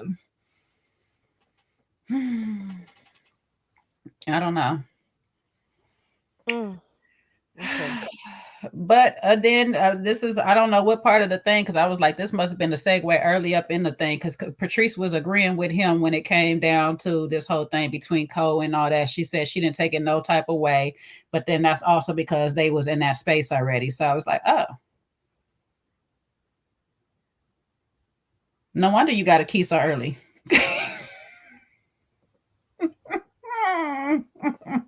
It wasn't really early as we thought. I will say this though. This just proves when people like you, you can get away with a lot of stuff. When people like you, and it was proven even more so when Koshia went into her confessional and was like them raggedy locks and this and that and all this about the man or whatever. She do not like that man. She don't fancy him. That's why LaRon and Chaz got the answer. And he didn't. But Patrice gave him the answer because she fancied him. So listen, I'm going to say this to anybody out there. Before you start making crazy off the wall, I just want to see how you react. Shock jock comments to anybody. Make sure you don't give a damn if you lose them or not, or that they actually like you. Okay, if you don't give a damn if you lose them a lot, you just want shock value, then do you. Okay, that's you in it for that purpose only. But if you like them, make sure these people actually like you back, because you're gonna get the same reaction if they don't like you back. They're gonna put up a wall real quick in your face, and then you're gonna be feeling some type of way. And if you're a type of person that don't take well to rejection, don't set your own self up trying to test people, because that's generally how you gonna get rejected by people. I don't know. If you just not good at taking rejection, don't do these type of games. Don't play these type of games. It just makes absolutely no sense. I don't know. But and don't ask me, because I would ask you, are you requesting?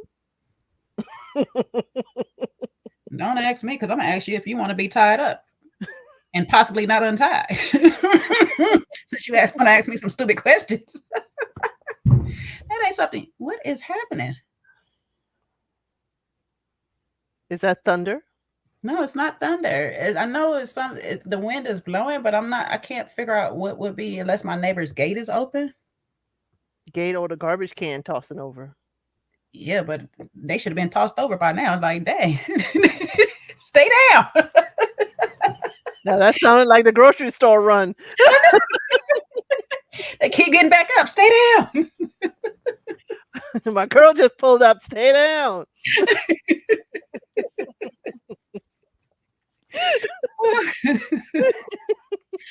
Oh gosh. I don't know. But you know what? I Tommy missed the moment with Koshia. Mm-hmm.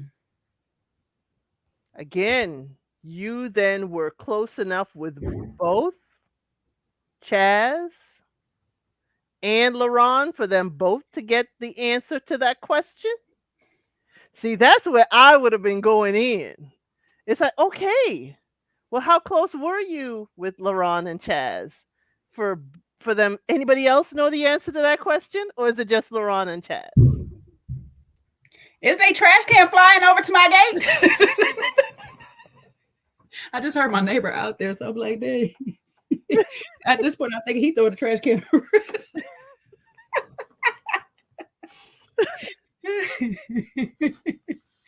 Yeah, I think they really missed that part right there. Because I was curious too. I was like, well, I know how LaRon would know the answer, but how do Chaz know the answer? Maybe LaRon sent him a text. I don't know. Or did she tell him? It sounded like she told him because she was proud. Chaz knows the answer. LaRon knows the answer. She said it with her chest, baby. She was like, and you don't. I said, oh, okay. Anybody else want to volunteer as tribute on this stage? Who else know? Dom, do you know? Another. I mean, everybody looked beautiful, but Koshia, that corset, how it was molded to you, Oh, and when you did your gorgeous. shoulders, oh my God, girl, you were Gorgeous. serving. In that frame, baby. It was fitting that frame perfectly. Mm. Okay. And listen, I'm gonna out you, Mika. I'm gonna out you because I got that same dress. It's Fashion Nova, baby, because I got mine in silver. All right. Oh no, I kept staring at that dress. I said, I know that dress. Why are you out here being like Will? Dang.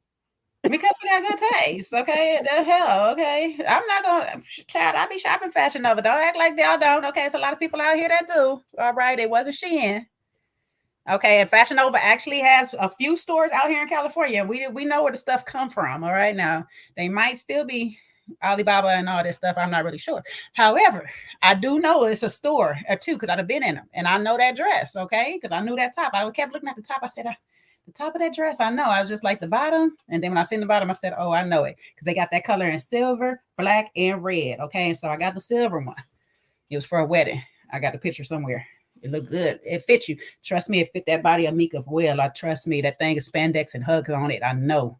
So Mika was wearing that damn dress too. But you ain't got to let the audience know. Yeah, they seen it. They seen it. I know they seen it. If they've been on Fashion Nova, they seen it. It ain't a HIPAA violation, but dang, let the lady have her mystery. It's okay. It was still over $100. It's all right. We know she had a BBL, but we ain't got to know the doctor. I mean, dang. Thank you, Sean. Exactly. See how good that dress looked? It's over $100 and stuff like that. You know what I'm saying? Like, shoot, it was a good dress. Okay.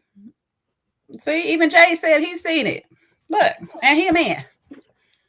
And because it technically was advertised on their page. So it's like, Is he saying that, or is he talking about Sean saying you were looking good on your photo sheet? Either way it go, they seen the dress. On IG. Dang. Me and Mika got the good taste, okay? Yes, y'all have excellent taste. Excellent taste, all right? Listen, we are both single parents. We are balling on a budget, goddamn it. Leave us alone. We balling on a budget. She got to put a teen through college. I got a college student that won't get out of college. So either way it go. SJ said we need to know the doctor. Well, we will graciously ask Mika to come on board to have a wonderful conversation with us. And the chat can certainly ask her who the doctor who has blessed her and enhanced all of her blessings. Yeah, because some of them will jack you up, okay? So y'all need to know what the right ones are. If you're gonna go that route, you need to know what the right ones are. Listen, I know a good one out there in Dominica, my auntie done went to, and she ain't gonna have no problem. You can say this, Elle said, I know my auntie ain't gonna have no problem telling you. And the reason why she went to the doctor, it wasn't for a BBL. She wanted to get her breast reducted, but she had the last baby she had a C-section with and ripped her abdomen. So she had to get the doctor to fix all that part of it. They kept trying to talk her into a BBL. She was like, no, I don't need that. Now she got a little butt from her husband. She thinks she's doing something. Okay. I think she out here doing something. She picking up groceries, okay? Yeah, she did. She thinks she's doing some little thing. But no, that doctor out there did a good job. Now, I don't know about them other doctors because I was hearing horror stories while I was out there with them other ladies. I was like, oh, you woke up in the middle? Child, I can't do it. I be so scared. I be so scared of anything. I got to be put to sleep under. I barely made it through the Achilles surgery. So I'm like, I barely made it to that. So, child, bless your heart if y'all go and do it. More power to y'all. And I hope it come out right and don't be looking like tiny. Just make sure you look as wonderful as Mika looks. Please. If you're gonna do it, get it done right, baby. There's a few people out here. I still will argue with y'all. Y'all keep telling me that they got it. Like one of my favorites, I keep telling me she got it, and I'm gonna argue with y'all she don't, but maybe she do. But it look good, okay? It look good on her, so I'm gonna deny y'all claims, like Mika denied Will. Dang. Yeah, don't look like that though. Don't look like that. And don't be out there where your leg. Listen, if you ain't got legs to match, just don't do it. I'm put it. If you ain't got legs to match in the first place, please don't do it. Don't be like me having some little pose and then be trying to have this big old butt sitting up there looking like a lollipop. No, don't do it. Don't Careful. Never trust a big butt and a smile. do it. Careful.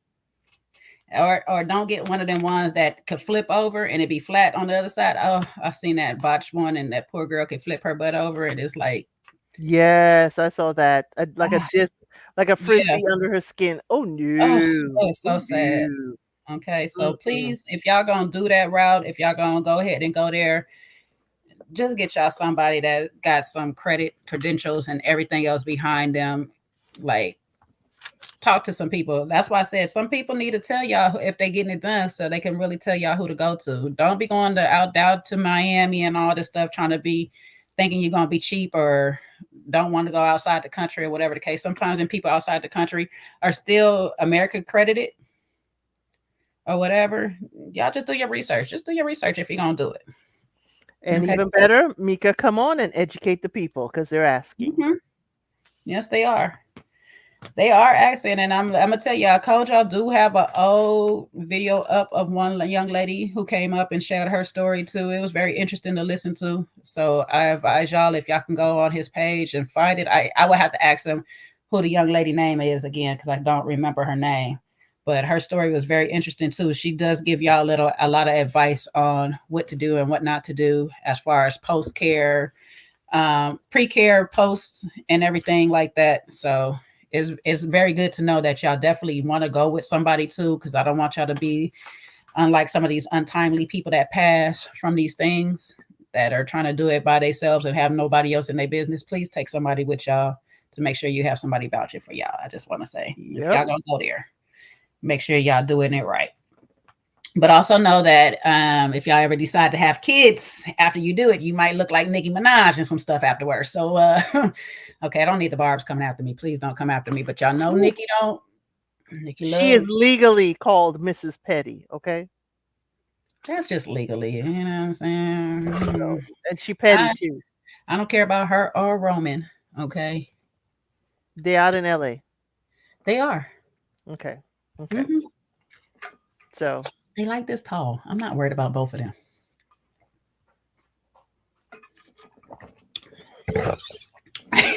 I'm gonna leave that alone. I'm gonna leave that alone. No, Nikki cool. Nikki cool. She cool. She crazy, but she cool. Yeah.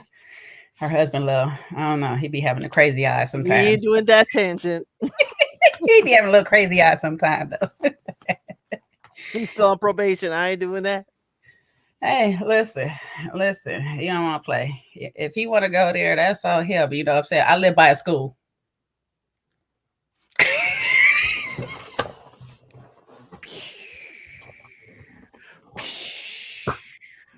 Fired. Somebody go clip this up and send it to her watch. Duck for cover. Duck for cover. Whoa. This is how petty this reunion was.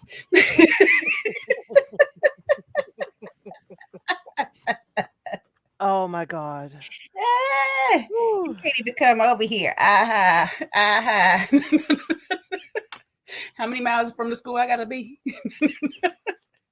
How many yards? Not miles, yards. Yards? Shit. All right, I'm gonna walk. I'm gonna hang out by the school a little longer. Okay.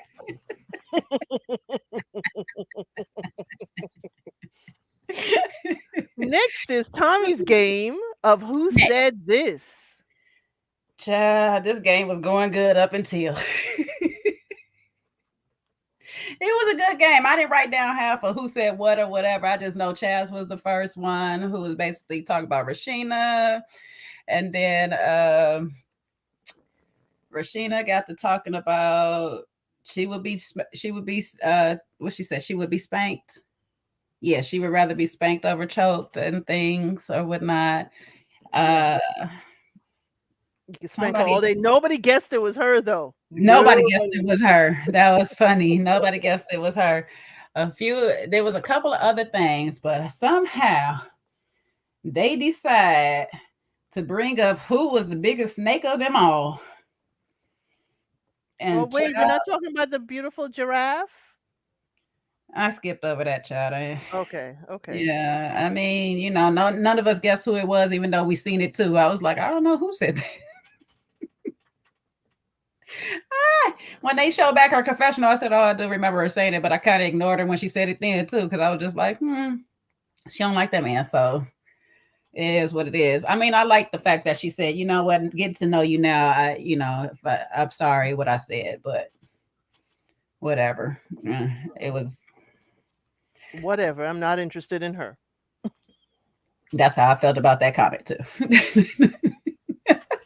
When Kashia talked about Alonzo's messy dress. Now she knows he been wearing that bonnet. Listen, that's another thing about dreads. You see how my twists are right now, and so when dreads are not in that state of it's time for retwist, they can start looking a little whatever or whatever and stuff. A little So rough. A little rough. I don't really be holding them because I don't really expect people to be getting their stuff retwisted every single week or whatever, unless they got an event coming on. I just kind of ignored her with that. She just don't like that man. Yeah. But when you really messing with somebody with some twists and some locks or whatever, you know that they gonna go through a period where they not all the way, because getting them things retwisted and all that, natural hair care is a very expensive process. And granted, sister locks is way more tedious than actual locks. It's still not cheap of getting actual twisted up or whatever. So if you don't have somebody that you just got as an in-house homie, friend, whatever the case may be, to do this for you on a regular, or you don't know how to do it for yourself, child, no, the bonnet is not helping. No, he do need to get something else. That I told y'all, we had this talk. I don't remember if it was on my channel or Kojo's channel.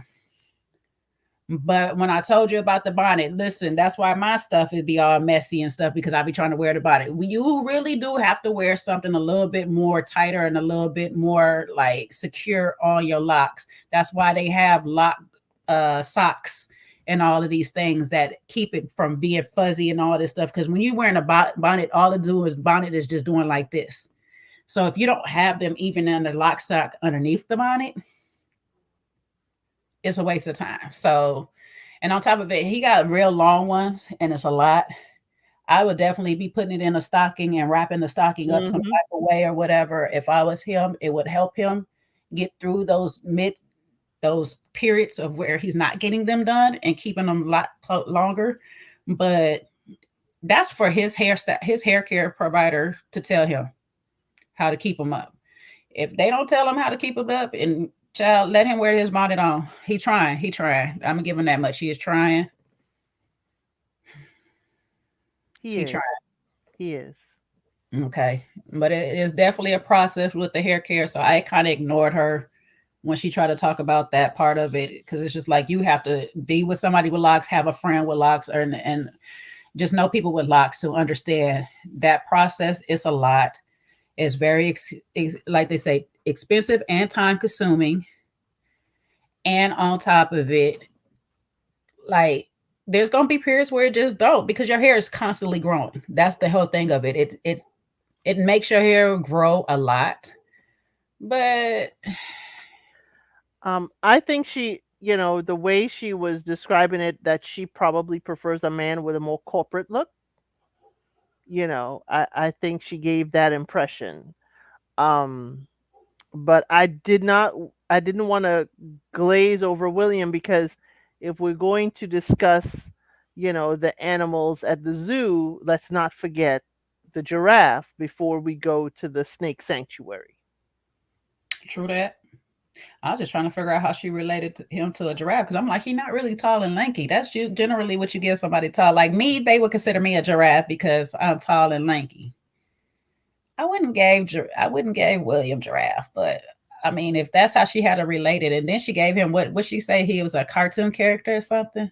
Well, he was the Toys R Us giraffe, and he does have that kind of cadence, like the Toys R Us Oh, giraffe. the Remember? talking. Okay, Right, that's what she got. and mixed with a little bit of Forrest Gump.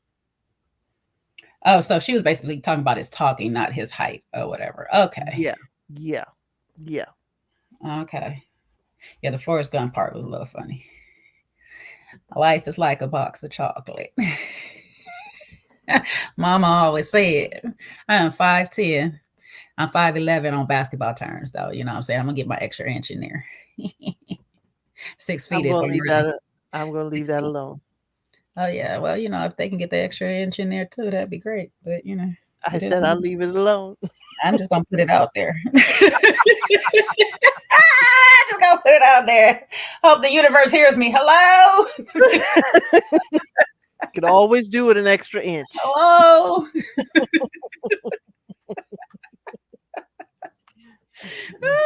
This a 4-part reunion. This a 4-part repeat.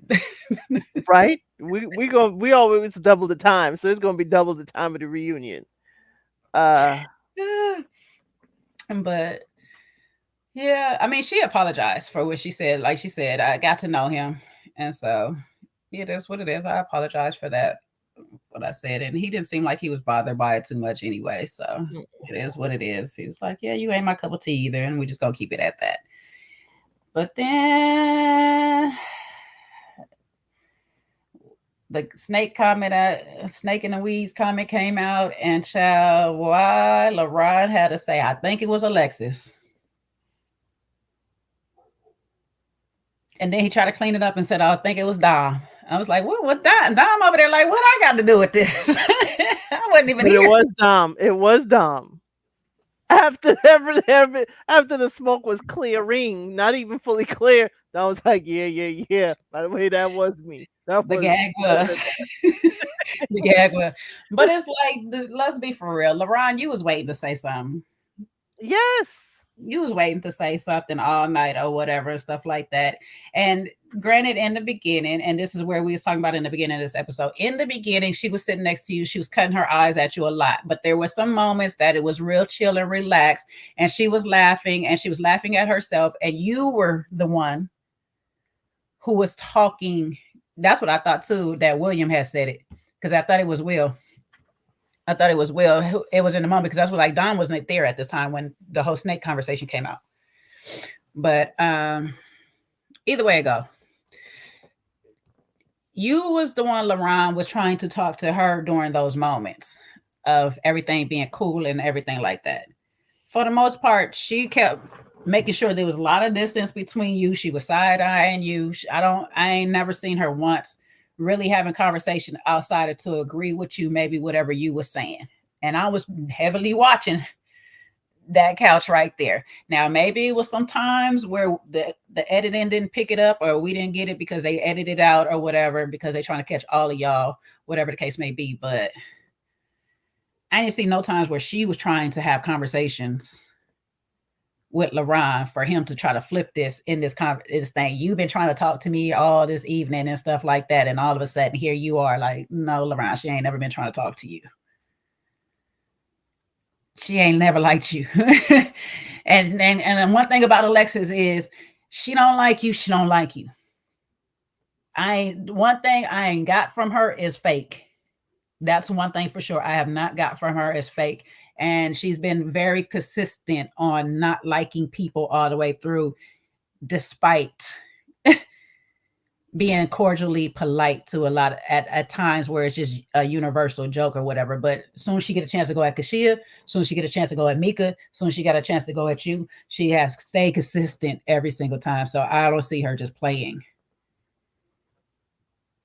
in any moment of trying to sit there and be like, oh, I'm trying to be your friend for any reason. I don't know.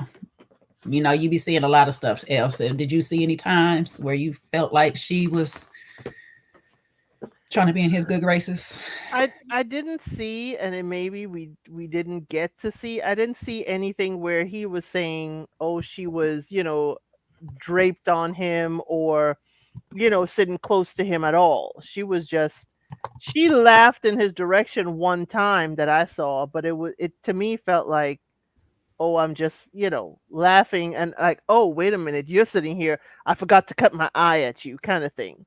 But I didn't see any overt, flirting. The way he said it made it sound like she was overtly flirting with him. And now all of a sudden, you're flipping the script. It didn't, remember who you're talking to. Mm-hmm. You think she would have been friends with LaRon if it wasn't for her connection? No, no. They don't roll. They don't roll in the same circle. But he may be forced to be her friend if her connection with Chaz went anywhere. Mm-hmm. He would have been forced to be like, okay, that's Chaz's girl. He would have had to. But it was for me, it's again the soft ego. You a dork. You a dork. You just sat here and was trying to be my friend, and now you call me a dork. Like, it's like, sir, you just sat here and I'm not saying that his assumption was wrong. I'm not saying his assumption was wrong. Because I would have probably guessed that she was the one who said that he was a snake too. But it was just weird because she's sitting on ready anyway. She's sitting on ready anyway, waiting for you to say anything to her. As soon as you said something to her, you wanna play victim in that moment. And that's what kind of bothered me. And that's why I said I'm gonna take a bit of her side in this thing, is because he called her out. And yes, that she continued to go too far. She needed to just chill out and just stop when everybody kept telling her stop. But one thing a person is not going to do when they sitting on ready is stop, especially when everybody is coming at them. Y'all should have removed LaRon in that case because he's the one who called her out or whatever. Y'all want her to stop. Y'all just either continue on with the segment and just everybody go on ignoring them or whatever, or you remove them both. If you don't want to just remove LaRon. But for everybody to sit there and be like, when LaRon says, y'all get her out of here, y'all get out of here, and then everybody start coming at her, she's going to get defensive.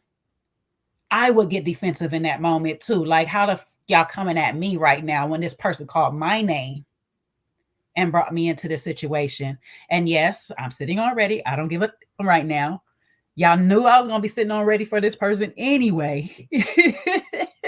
I came with my extended clip, I emptied it, and I reloaded. My thing was, even Justin sitting next to her, and I think I made a mistake and called him Chris earlier.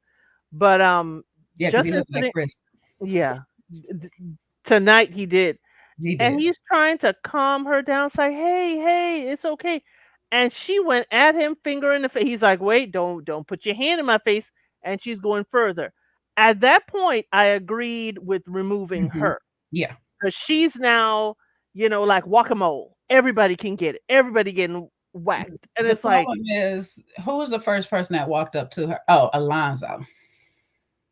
That's what started it, because Alonzo started walking up to her and grabbing on her. Right. Or whatever. And it should have been a whole timeout from Tommy right here before everybody starts getting up and going to her to address her. Because what you're not going to do is, and I know I probably get some pushback from men on this, but once a woman feels threatened in the corner, the hardest thing to do is sit there and have another man a lot of times come up to her and start trying to pull her away that she doesn't feel comfortable with. This needed to be, if it was going to be anybody, she needed a man that was more neutral and in her corner, or she needed another woman that's in her corner to stop her, because right now she feels threatened by a whole man. And so a lot of times what we need is a man to interject in between that man. And it would have been best if a man just stood in the line of them between her and LaRon. This is just my opinion. I could be wrong, but I would feel like it would have been best if somebody would have stood in their line of sight of each other and just face LaRon like, dude, just don't say nothing else. Just let her talk. Just whatever. Just shh.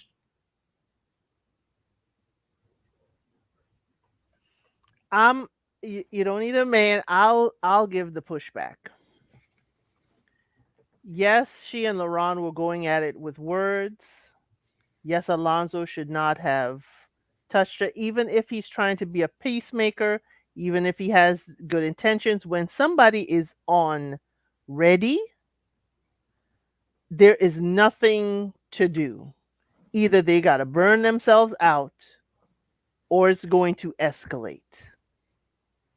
And I think the only person she really would listen to would probably be Will, but he's not a very good, peaceable person.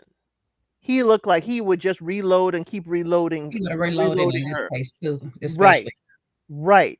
So I understand where they were coming from, and she can see everybody bearing down on her, and now she is a cornered person, and she's got to battle her way out or just battle to stay on her square. Mm-hmm.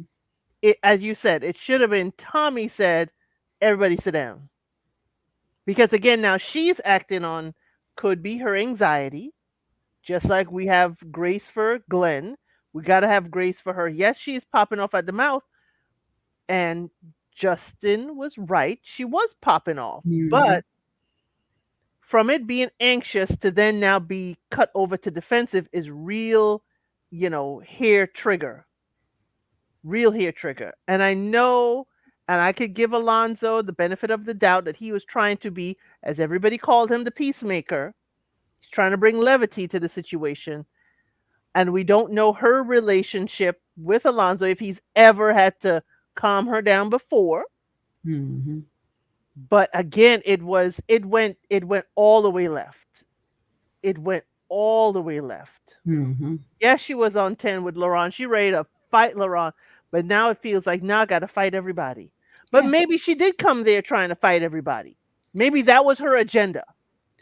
I mean, I don't doubt it. You pretty much do have beef with a lot of people in there, and that's the problem. So you're on edge because you don't have no allies. It's like, really, who would have been her ally up in there? I think, to be honest with you, the closest thing would have probably been Will, because he's very calm and he's very big. That's why I said it just needed somebody to stand in between. William, that's what I mean. Mm-hmm. I'm sorry. Yeah, I forget there's two of them, but William. It would have just needed him just to stand in the line, just to diffuse that part. And, I mean, Justin was right, but it egged her on a bit more because I have Alonzo pulling on me. Now you're in my ear talking this mess. And then I hear her behind me saying whatever she's saying. And she might not be even saying anything to me, but I just hear her and I don't like her. And I have all of these people. I'm literally surrounded by a bunch of people I don't like and I don't mess with. So this is already a bad setup and a bad combination for Alexis or whatnot. The problem with her is that she's going to stand on her square regardless. We've been seeing this kind of like little hints of it here and there all season. And now it's, you can get it, you can get it, you can get it. Production, you too. I don't give a damn. Like, everybody can get it. Now Will can't even calm her down or whatever, because Will low-key was egging it on the side or whatever, and now it's exploded. It just need one calm person to just kind of stand in between all of this fire going on, or Tommy just to shut it all down. Time out. F this. Everybody take a freaking break. Clear my whole stage. Just clear my whole stage right now. Everybody go somewhere away from each other. And when we come back, we just coming back with a few people right now because this is crazy. But nobody took control in this whole situation. And now she's popping off on the camera. I mean, she literally outside slapping the camera down, talking about, no, you got my worst side or whatever. Y'all wanted this piece of me. This is what you got. This is what you got. And it's like, baby girl, listen, to be honest with you, none of us really wanted you to be here like this, not in this setting, but we don't want you to be here in this space, this headspace that you are actually in. We do really want to see the best of all of y'all on this TV show. But I also do understand when I don't like somebody. This is something I have to work on. When I don't like you and I'm actually ready to go there with you, it's hard to ignore you or whatnot. And I think that's something that me and her probably both need to work on, is learning how to totally tune out people we don't like. I don't know. But LaRon is one of them type of people, just like they say that she push buttons, he do the same. And that's the problem. He's a mirror image of her. It's just that he knows that he can't get up in this particular moment and really do anything or whatever. But he's one of them type of people that let me just keep poking this bear and let me see. See, that is definitely a muscle you have to exercise. The ignoring people. The ignoring people, even people who annoy you in public, ignoring someone who maybe cut you in line or something. It is a muscle that you got to exercise. Because I tell you, I used to be a popper, pop, pop, pop. And I had to, learn to ignore and learn to be, okay, this person doesn't really matter. Because the mature me mixed with the immature me would have been calling him. If I know that dork set you off, oh man, that would have been your name all night. Okay, Steve. Oh, sorry, Mr. Urkel. It would have been all night. And I would have sat there looking as graceful as Leylin, and you would have been seething and trying to rip your shirt off like you Superman. But she hasn't learned how to be unbothered. She hasn't learned how to, I guess, poke the bear or poke at someone. And, or I should say, how to handle conflict without that verbal sparring. And I'm sorry. Again, I'm tired of, talking about Alexis, but I'm going back to LaRon. That's a soft ego. Mm-hmm. I can call you dork and set you off? Really? You're supposed to be hard and all that and from the hood. I don't know a single hood brother that if you call him a dork, that he gonna rise up to the occasion. No. It'd have been a back and forth like Will for my people. If anything, we'd have both be calling each other names back and forth.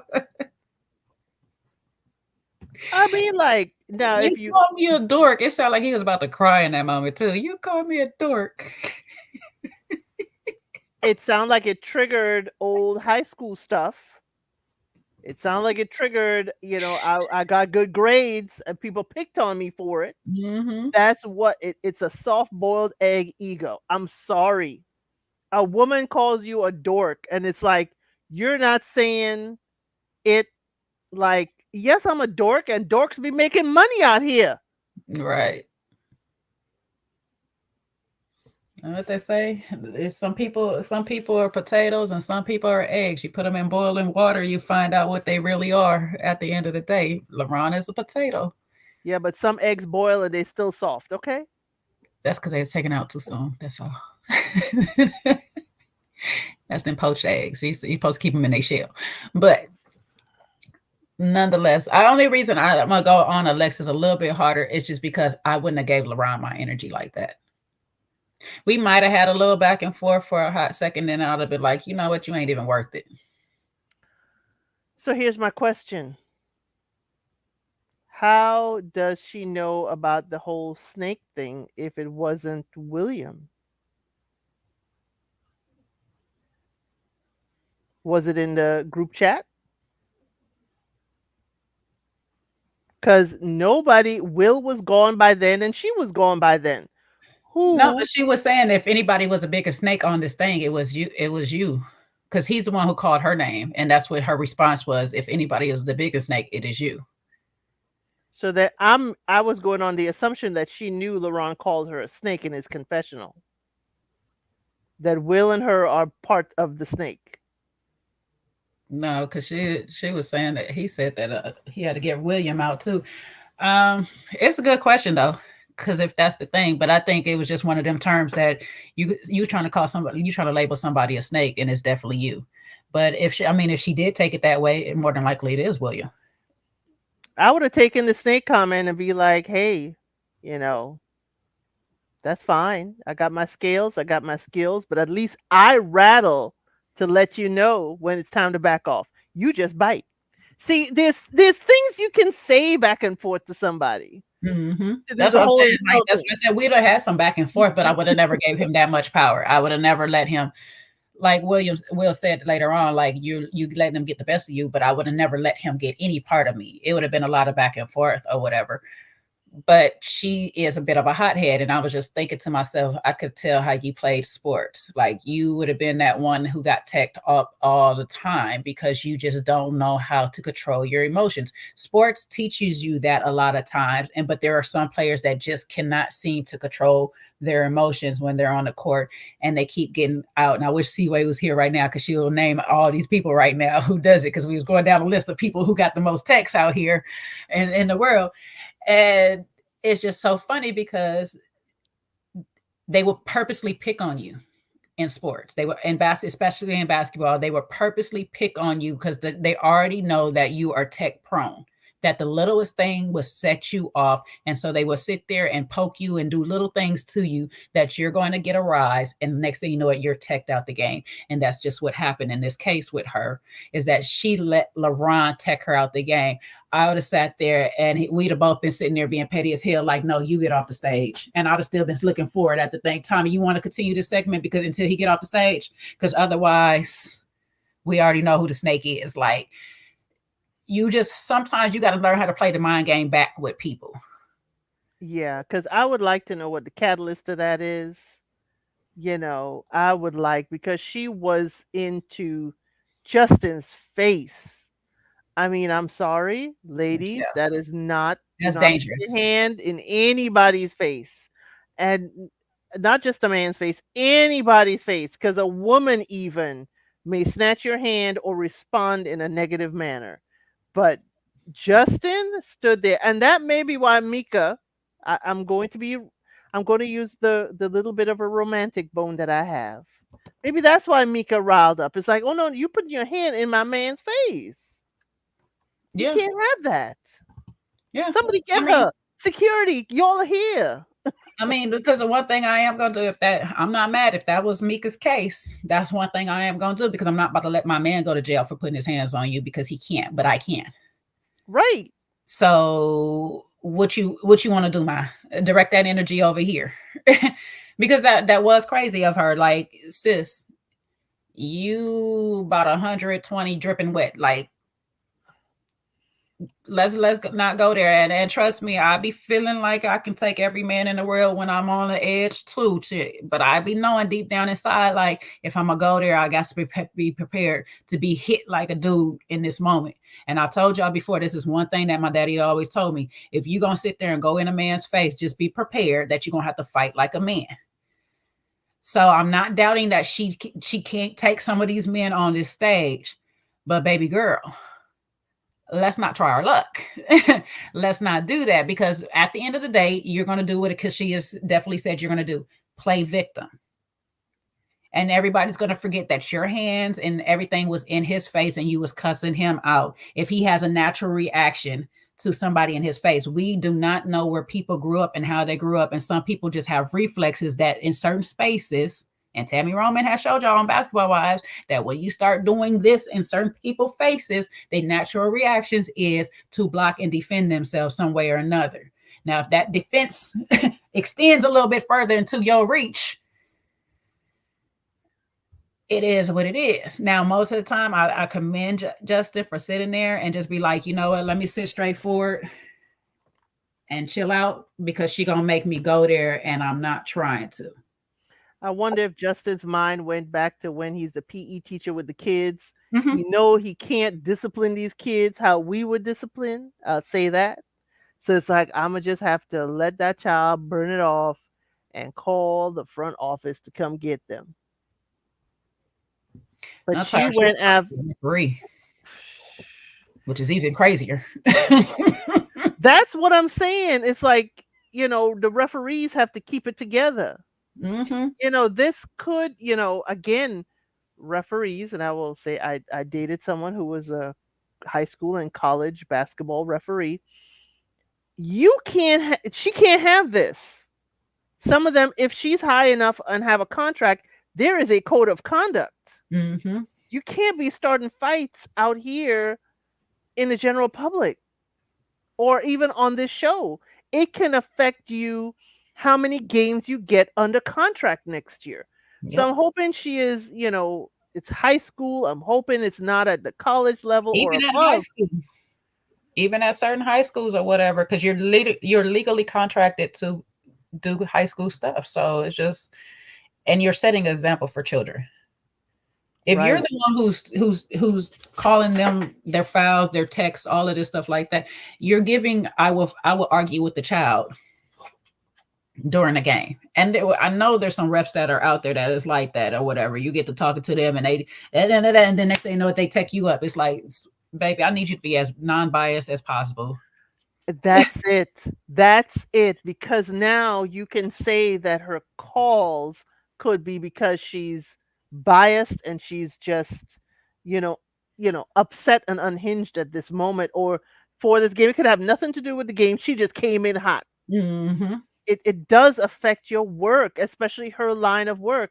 So I'm hoping that either she's not in that line of work or it does not have that effect on the high school level or whatever level that she is refereeing for, because at certain levels you cannot be caught out there doing foolishness. This is foolishness for both of them. And that's why I say I'm a be on her a little bit more, because to me, over LaRon, she got more to lose. You know what I'm saying? Like, LaRon is just one of them people that is comfortable in his position of whatever he got going on or whatever. And obviously he don't care what he lose while he does a lot of the stuff that he does. But when you are in a position of taking care of people's kids or being in some type of authority or whatever stuff, you have responsibility to the community. You're a community figure. And unfortunately for you, the eyes watch you a little bit more. So you do have to be a little bit more poised and controlled in a lot more atmospheres than you do. It's just like being a boxer. Literally, it's like being a boxer out here. I can't be out here arguing with people if I know it's going to make me want to fight them. I just can't do it. Sometimes I just got to be the bigger person and walk away. Sometimes I just got to shut my mouth and say, okay, you got it. You got it. I can't be threatening people and be like, let's go outside and let's do this every 5 seconds. That's just, it's going to make you lose a lot more than that other person. So it's just like, sis, you got to think you in this beautiful gown. You looking good. Your ponytail is really beautiful and all this stuff. Makeup is nice. Sit tight, be pretty. And if you can't be a Candace, you can't be a Candace Dillard in this moment and go at them verbally, just chill and let them be like, you know what, you got it. You got it. I'm not even about to entertain a clown. Because if you would have said that, he would have been all, you call me a clown. You call me not you. I'm not about to join your circus, fool. Like every little thing would have been a jab. Every little thing. I came out my mouth. Boy, he keep talking to me. Everything would have been a jab. Everything would have had a connotation of either a ringmaster for the circus or a zoologist, some animal in the zoo. I would have been poking you every which way. There's a thing, I had to learn with the genteel South. There's a way that a woman can dress you down, and you have to wonder if you were dressed down. And that's what I wish she had, but she can get there. She can get there. She can learn to get there. But I would have been zinging him the whole time. I'm not sure if you quite understand what I'm saying. Oh, yeah, this shit would have been over his head a whole bunch of times, child. I had to tell them, like I told them people at the HR one day, I said, listen, I ain't got to bless nobody out directly because I say stuff that'll go over their head or whatever. So if she said that I blessed her out directly, that's just because whatever I said went over her daggone head for sure. And I'm going to tell you what I said, and this is what I said. And it was better than me just calling her a B, a A, whatever the heck you want to, the simple term that she think I got to use. No. It ain't that simple, baby. We did not recognize Alexis with her hair and outfit, and we did not recognize this attitude from Alexis. So that's why everybody's making an assumption as to why she has this behavior. As Koshia said, and I forgot who kind of co-signed it. They said this is the Alexis they've been dealing with all season. So it's a shock for us. It's a shock because we only got that one moment or whatever, and it was pushed more on Koshia than it was on Alexis because we was just assuming Alexis was reacting to Koshia. But it's just like, obviously this wasn't just a reaction. This is just you, because for the fact that can't nobody calm you down. You can't even calm yourself down. You just have to actually leave this whole place. And on top of it, you're going to destroy or, potentially destroy property. Yeah. Destruction of property. And we have it on film that you did it. Like you're flipping off the camera, doing all of this stuff like that. And listen, I hear you, Deanna. I wasn't a big Alexis fan through a lot of this stuff. When everybody was jumping down Koshia and all this, I said, listen, the person trying to tell you let's go outside, y'all got to watch them people too. They be them quiet ones. It be them quiet ones that just be like, oh, okay, well, we can go outside too. It is what it is. But for her to self-destruct this way was just like, yeah, it was crazy. I would have never, because what's happening right now, LeBron is sitting there just thrilled and laughing on the inside. He is sitting there smug, like the Pillsbury Doughboy, smug. Never would have gave him satisfaction. He'd have left that stage before I did. Y'all would have got the real LeBron before y'all got the real Jay. No, y'all would have got the real Jay, because the real Jay would have brought out LeBron in a very slick way. But before y'all got that Alexis Jay, y'all would have definitely got. Now the hands, like I say, when you start putting the hands on me, that's where it starts getting a little tricky. So that's why I'm saying I give her some grace, because people that keep coming up on her, grabbing her in this moment, sometimes y'all just got to keep your hands off. Because she's already on edge. She's already on ready. Now y'all touching her, y'all grabbing her, y'all trying to pull her in this direction, that direction. You got somebody in her ear or this way, that way. Everybody, literally, when you look at it, everybody surrounding Alexis. That's a very dangerous place to put somebody. Because really, a person in her condition, you don't know how they're going to pop off. And I'm going to give her this much credit. I'm glad she didn't put her hands on anybody. But she was this close to it. Okay, this close to it. So I would give her the benefit of not putting her hands on anybody, being surrounded the way she was. However, y'all need to just not surround people when they're this tense or whatever. Most of the time, just separate. Just separate. It would have been best if y'all just went backstage. So let me throw this stone into the mix and cause a ripple effect. Okay. Remember, we had in the DC season that a gentleman had to remove a young lady from a situation. If someone removed Alexis in this situation, all on camera, all on film, like let's say Will, I'm only saying this because that's her connection, had to hug her and pick her up to remove her from the situation, how would we view it? We're watching this one play out. Mm-hmm. Like I said, I still don't agree with putting your hands on people, but in some cases you do need to like physically remove people. It's a tricky situation. Like because even in that DC situation, it was to remove her from being harming herself. This is still the same thing. It's a tricky situation for that person because it's just like giving CPR, even if you're licensed. If I break your ribs, I'm still responsible because I broke your ribs at the end of the day. So it's almost best that I don't even give you the CPR. You know what I'm saying? But if I can coach you into going into a direction with me without actually putting my hands on you. That's why I said sometimes you got to stand in between the people, because then when you stand in between somebody and you stand firm, you can kind of coach them in a direction that you want them to go. Yeah.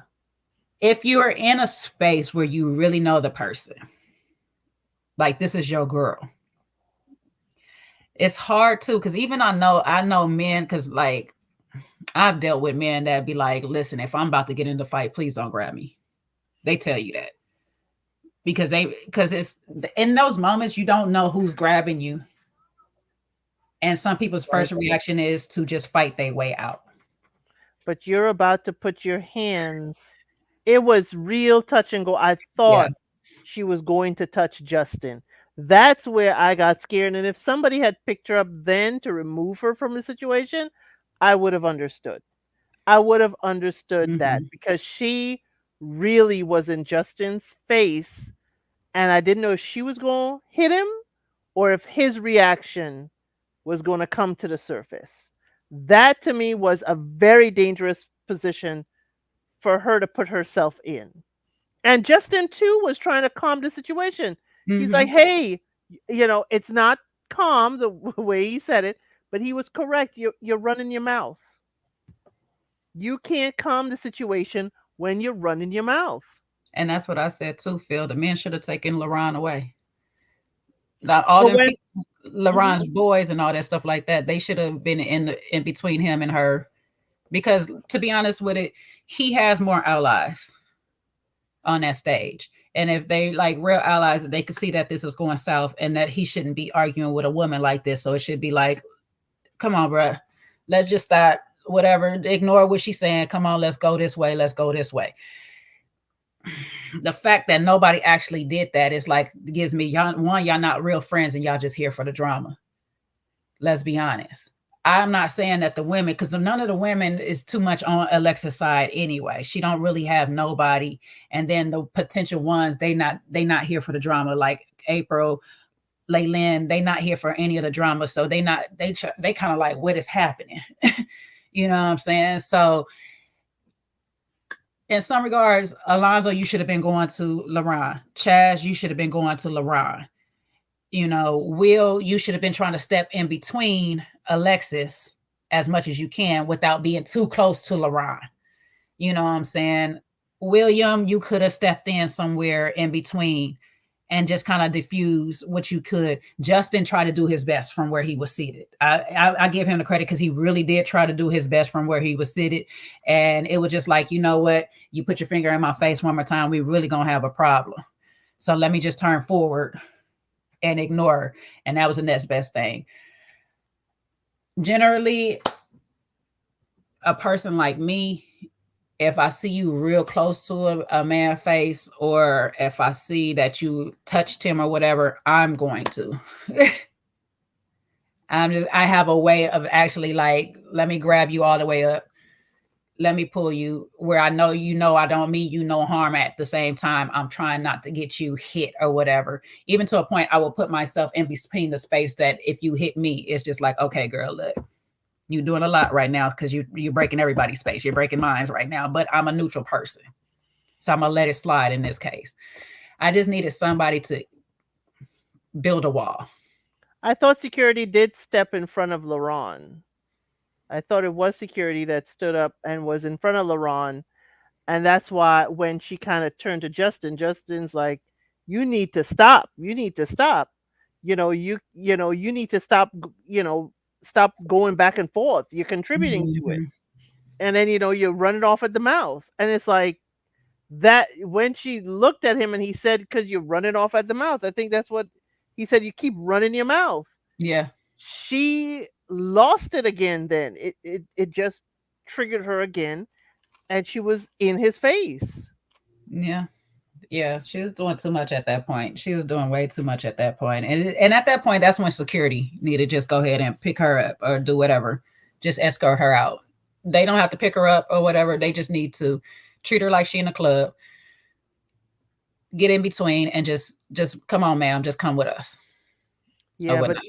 yeah, I know some folks in the chat are saying that Justin, was short with her, was, antagonizing her with his tone.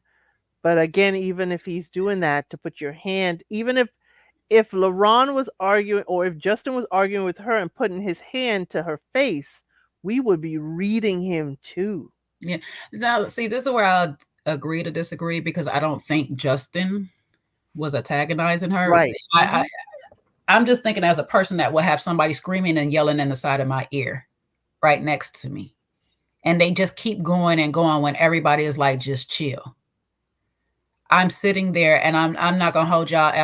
I don't know if Sean is still in the chat. I wish Seaway was here. We've had kind of like this situation in Jamaica, and it was one of those where a person is steady escalating and everything is kind of neutral. And when I seen them start walking to somebody that is with me, then it was just like, I got to step in the middle. Like, hold up, because that's not what we about to do. We're not about to start attacking other people that have nothing to do with it. And that's what it was given, is that now you're literally in somebody's ear and you're in their space yelling at somebody else and they're asking you, please stop. And maybe it wasn't a please stop, but it's like, I've been sitting here and I've been listening to you go off and I've been letting you have your space. And it's like, chill the F out. And I'm sorry, you're making me blow up. I don't look at him too bad in this moment because I don't know what more y'all want him to do. I mean, he could get up and he could just walk away or whatever, but at the same time, somebody has to be the one to tell her, you're doing a lot right now, Ma. You are doing a lot. I don't know. I mean, this is one of them situations that get real tricky and it can go real wrong real fast. And I'm kind of glad it didn't. But it shouldn't even went this far. You know what I'm saying? Some people you just got to learn how to control yourself in certain situations. You had the upper hand already, Ma. You just could have just sat there. When he was peed by the dork comment, you could have just sat there and just let it go. Go ahead if you got any thoughts, and then I'm gonna read these super chats that came in. Oh no, I really do think that they both, again, they are soft-boiled eggs. Both of them. They're going at each other verbally, and I felt like we were back at the playground. But she called me a dork. He called me a snake. It felt juvenile. Mm-hmm. Way too juvenile for the black excellence that Tommy is saying is supposed to be here. Mm-hmm. Yeah, I didn't see no black excellence at all. Okay. Well, the outfits. That's about as close as we was gonna get, baby. That's about the closest we is gonna get. Okay. And child, listen, I didn't go through all the men's outfits, but some of them was a little bit unexcellent. I'm just gonna put it like that. Anyways, let me read these comments real quick. Before I get on the men in their outfits. Leslie Love said, Alexis could have benefited from improving her emotional intelligence when confronted by individuals who provoked her. And yes, sometimes you are placed in these moments to test what you've been asking God for. Sometimes it's for your patience. Sometimes it's for your emotional intelligence. Sometimes it's to control your attitude. God is like, listen, I'm about to test you. I'm going to have some fools that you really don't like and do some stuff around you. We're going to see if you pass, okay? And I know we don't like to say God likes to test you, but sometimes when you do ask God to improve you in certain areas, the test will come to see how much you are improving and if you're aware of yourself when the time comes. Because some of us be thinking, no, I am doing good, God. I'm great. All right. And next thing you know, you feel these tests just like this. Child, thank you for the love, though, Leslie. Appreciate you very much. And next, I got Phil. Phil Good said Phil was wrong with Shiloh. Okay, I'm not about to argue with that. Okay, I done had this whole debate some years ago over that one. Okay, you want to say he was wrong? That's to be debated. We didn't see it on camera. We're gonna leave it alone. The men should have got in LaRon's way. It was too many men on Alexis, not on LaRon. Production should have gotten involved sooner. And I definitely agree. There was way too many men on Alexis and really none on LaRon. And yes, production, that is their job. Y'all should have had some, if you're going to have alcohol on hand, you should have some security. Okay. So definitely y'all should have been up in there with them a lot sooner when y'all seen it was getting way too intense and people wouldn't settle down. I definitely agree with that. Okay. Child, it's given the same way the Miami with Zoe and Swayze, and how that was pop. You know, Zoe and Swayze got into it in Miami before him and Zoe decided to walk off. Oh, That's what at the made Zoe reunion. actually leave. Zoe was popping off on the women when it was fine, but then when Swayze popped in, he decided he wanted to check himself out the reunion or whatever. And so that's what I'm saying. Sometimes men will pop off on women or whatever, and then you got all the men going to the women instead of going to the man and saying, "Hey, bruh, simmer down a bit," because at the same time, as much as we want to know that Alexis was still going, LaRon was too. Yeah. So 2 wrongs ain't gonna make it right. Okay, I hear you, Phil. I mean, you and Sean stand together on that. I'm gonna let y'all go on that one, but you know, like I say, none of us was neither here or there. We heard it was a dark alley, that she was trying to run her little drunk self down or whatever, because she was being emotional and all this stuff like that because of some other stuff. And then I also know some backstory on that whole situation with Shiloh herself. So I didn't even understand why she was running in dark alleys trying to make a scene when she got some other things sitting at home waiting for her. So there's for that. Okay. But yes, we learned that in grade school. Keep your hands to yourself. So But anyway. yes, then she kept on all the way in the back in the dressing room, all the way through, putting up the finger. You know, production was trying to talk to her. So she's removed from the situation. Will is trying to calm her down. Production is trying to calm her down. Cannot. Will said the only thing to try to calm her down that I truly, truly was like, Will, finally you're making some sense. He's like, if you leave, they win. Mm-hmm. If you leave, LaRon wins. You're not being shown at your best. She don't care because she already gave up her power. She was the Phoenix. She was going to burn out. She already gave up her power to LaRon when she started snapping on everybody else on that stage. Because your energy was with LaRon at that moment. Your energy was not with anybody else. You had your little moments with Koshia and Mika and all this, but you decided to go to war with everybody because you got that, you another one with that war spirit up in you, you know, and you gave up your power. I don't know how all these people, these people too emotional to be talking about to go to war all the time. Her, Will, LaRon, all y'all is way too emotional to be trying to talk about going to war with people. For people I just met. I just met you. I don't know you. There's some people I know that I wouldn't go to bat for, and I've known them for a long time. These are people you just met a week, 2 weeks ago. I don't understand it. I don't understand it. How am I emotionally invested? How am I getting a key? How am I in this deep for people I just met? I don't get it. Is it a show? Is it a camera? Is it a performance? Yeah, I don't know.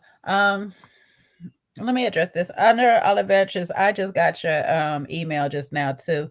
And I'm sorry, baby. I don't know why. I guess I have to have so many people subscribe to the channel before I can get the memberships down cheaper or whatever, but that's the lowest tier that it gives me. Okay. I apologize. I did try to make them a lot cheaper. I'm gonna go back and check again to see if I can get it to be a lot cheaper. But I've noticed even on other people's channels that's where it's around at too. And so I don't know. It's a YouTube thing. I'm assuming that because Kojo does have like over 80,000 is why his is so cheap or whatnot. I'm not sure. I did try to figure out.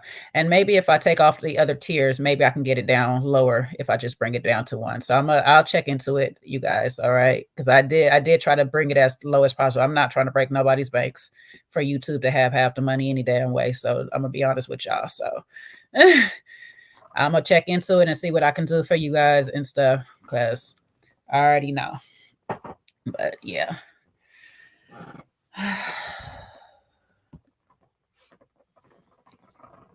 Really? Okay. I'm not gonna argue with you though. When in Rome said it's 99 cents. It says 99 cents. Okay, well I thought I had it on 99. That's the next tier. If it's on that other one, because the different tiers when you go to different prices is different things. So I thought I had it all 99 cents for the thing. Oh no, yes, I was doing the same thing because even when I wanted to gift memberships for it, it won't let me gift it any less. So I'm assuming because I don't have a lot of followers yet. I have to think after a certain number, I can possibly get it down to where we can gift out memberships for cheaper. Because I try to gift out memberships for cheaper too. I told Elsie that before. It's like I wanted to gift out memberships to you guys before or whatnot, but it won't let me do it. And I noticed shout out to Really Beat TV. Even on her channel, she's over 5,000 plus. She's almost at 10, I think, right now. She's even with her gifting out, I realized hers was at the same price too. So I think they have it set for when you only have so many subscribers at it that they only let you go for a certain amount of money.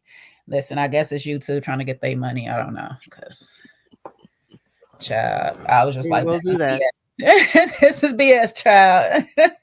yeah, I did. I was like, I thought I had it on cheaper, but it is when you try to gift it, it's $4.99 a person. I was like, it makes absolutely no sense when I have lower tiers. I was just like, yeah. I'm sorry, y'all. I don't know. YouTube being YouTube, y'all. Okay, they trying to steal the money because I'm pretty sure they're gonna give you the 99-cent tier while they take the rest of the money. Okay, trust and believe. And I'm about to start making some little stuff for the tiers or whatever, some little what is those emojis and all that stuff. So I'm gonna be over here making some emojis and stuff for the different tiers. So we'll know if they gift it when we gift it, if they giving you the 99-cent tier for sure. And we got to do those reviews, movie reviews. Yes, we got to do the movie reviews and stuff. So yeah, we got to get Seaway to watch some of them. Mm-hmm. Yep. Well, I guess if we watch it on members and she a member, she can watch it. Anyways, I got to get up out of here because I gotta get to work. I'm trying to wait for this one to get home so you can get this parking space, but yeah. I know. I'm sorry I interrupted your last thought, and I heard it, and then it left my mind because I was reading this at the same time. That's fine. It's just don't let them see you sweat, or better yet, make them sweat, and keep yourself on chill. That would be my advice. If anything, she should have carried some of Mika's energy. She should have admired that when Mika was going back and forth with Will. Now, I don't know if she got to see that or whatnot, but when Mika was going back and forth with Will, she should have took some of that energy instead of just hating the girl so much. Well, if it was in order as presented, maybe that's why she was popping off of Mika. You popped off at my will. You popped off at my will. If it was in the same order. Yeah, that's what I'm saying. You should have took some of Mika's unbothered energy and applied that. Because yes, she was popping off at your will, but she was so unbothered when she did it. And so you should have kept that same energy when you was addressing LaRon. Hey, Aubrey, how you doing, baby? Because shoot. Yeah, she gave LaRon the entire basket of her energy. I wish she just never gave him that much energy. I wish so too. But hey, again, we're back at middle school. We're fighting on the playground. We're fighting in the lunchroom. And see what she said to me? But he said that to me first. Yeah, not a good look. That was so funny. Child, I wish they better than me, child, because I don't know. Like, I know when I'm annoyed by people. Generally, when I'm annoyed by people, I have gotten to that state which you spoke of earlier, of mastering the art of ignoring you. Because I know if I don't ignore you, you gonna have some of my power. Because I'm gonna definitely give it to you. And I'm gonna try to swing when I give it to you. But I get it to it, but sometimes when you are being addressed, it's just like sometimes, okay, let me figure out which part of my petty gonna come out. Let me figure out. And if I'm dressed to the nines and all this stuff, like, okay, I got to be real cute petty with you today. I'm not dressed in my sweats. Even though I am one of them people like, hey, you can get it in this dress. But I'm like, you running in the back time, but I done spent a rack on this stuff and that. Well, baby, I'm going to sit here with my rack that I done spent. And y'all going to get full view of it all because I'm not leaving here because of this clown. Like you're not going to make me leave here. I done paid my money to enjoy this circus too. So guess what, clown? Entertain me. Entertain me. Because baby, I'm trying to tell you, he would have been in all his feelings. Because a little mouth, y'all know a Leo's mouth is vicious sometimes. You know what I'm saying? And I come from a house that Joan too. I come from a family that go there. Oh yes. I have had to Oh, warn my husband, your feelings are going to be hurt when and we one get thing, around each other. And when they start on me, leave it alone. Do not get involved. It is all in good fun. We will be singing and drinking and laughing later on. Don't get involved. just leave it alone. Like, child, my mouth would have went. Oh, this is what we doing. Okay, okay, all right. Pour me up another one real quick because it's going down. That's what I'm about to say. Like right now, and I don't need this for courage juice at all, baby, because I'm about to go in. I've been waiting. I've been having weeks of thinking about what I'm going to say. Let's go. Let's go, Teletubby. Let's go. Like I'd have been it'd have been all kind of stuff. And see, that one just came off the top. It'd have just been all kind of stuff. Remember, I said Pillsbury Doughboy earlier.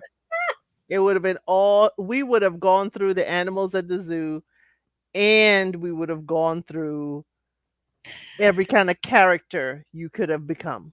I'd be like, you would look like a snake that just ate and haven't regurgitated yet. You better leave it at like, I see you got into the hen house, snake, because you're full of eggs. Okay. See, we would have been going. You and I both came from a Joneson family, and we would go all the way to you mad, you real mad, and you're gonna be mad for the rest of the night, mad. And then if you let the family trigger you that much, it's going to be the topic of conversation for the next 4, 5, 6 cookouts, because everybody gonna be triggering you the same way. mm-hmm. Listen, I'm trying to tell you, my sisters and all that, we be going in on each other, and I know when they hit that spot. But even though they hit that spot, because one thing about a Leo is when a Leo hurt, oh, we don't have feelings anymore. We don't went numb. It's going down now. Best believe and trust. My sisters is one of them. You hurt me. Okay, let me remind you of all the things that you ever done, ever said. We're there now. Thank you. Thank you. I'm glad you opened this door. I've been waiting. I have been waiting. Appreciate it. Like, child, and don't let me not like you. Because it's pretty bad if I like you, but if I don't like you, oh, it's gonna get ugly. Like it's gonna get ugly. It wouldn't have been black excellence for sure, but y'all would have been entertained. Oh yes. Y'all would have been entertained. Thoroughly entertained. It would have been gladiator in this piece. But I wouldn't have been fighting. I would have been in the skybox while he fighting below. I'm sorry. I've been trained well. We get at each other. I remember that. We used to get at each other, or even the adults used to make fun of you, and it was Jones, and it's like, yo, people out there are gonna say stuff about you, and you're gonna have to learn to handle it. Mm-hmm. I mean, what is this? Oh, the softness of it all. And then I told you I'm a bit of a joker. I'd have just been laughing in your face when you be saying stuff, and I'd agree with you. You right. You right. I'm a giraffe looking like little, but look at you. Like we'd have been there. Shoot, I'd have had Tommy writing these jokes down. Like, child, listen, it is going down. Right. Whatever you want to say. But yeah, I don't know. I mean, again, I wish she didn't give up so much of her power, but here we are. She did, and it is what it is. And I kind of get it. Like I say, it was a lot. She was fighting a lot of battles. She was fighting a lot of battles. I ain't gonna say she didn't bring them all on herself, because she did. She really did. Yeah, it's like, girl, you can't be at war with everybody. It's a little thick. The only good thing about it is LeBron hasn't made enemies with half the men, but half the men. Let me put it like that, and stuff. So I don't know, but Yeah, I wish he'd have did better. Yeah, I wish he would have done better too. Hmm. Be the male, be the leader, be an adult in the situation. And we always say we look into our men for leadership. And in that role, he led her all the way to the playground after school at 3 o'clock. That's what he did. He led her all the way to the playground for a verbal fight. But again, he they both could have done better. But they were there on an agenda, both of them. Both of them. I hate to see her walk out like that. It is awful. I hope she comes back. I hope, because she has some stuff that she probably wants to address. And I hope she does come back. I hope she calms down, and I hope they just, keep themselves together, both of them.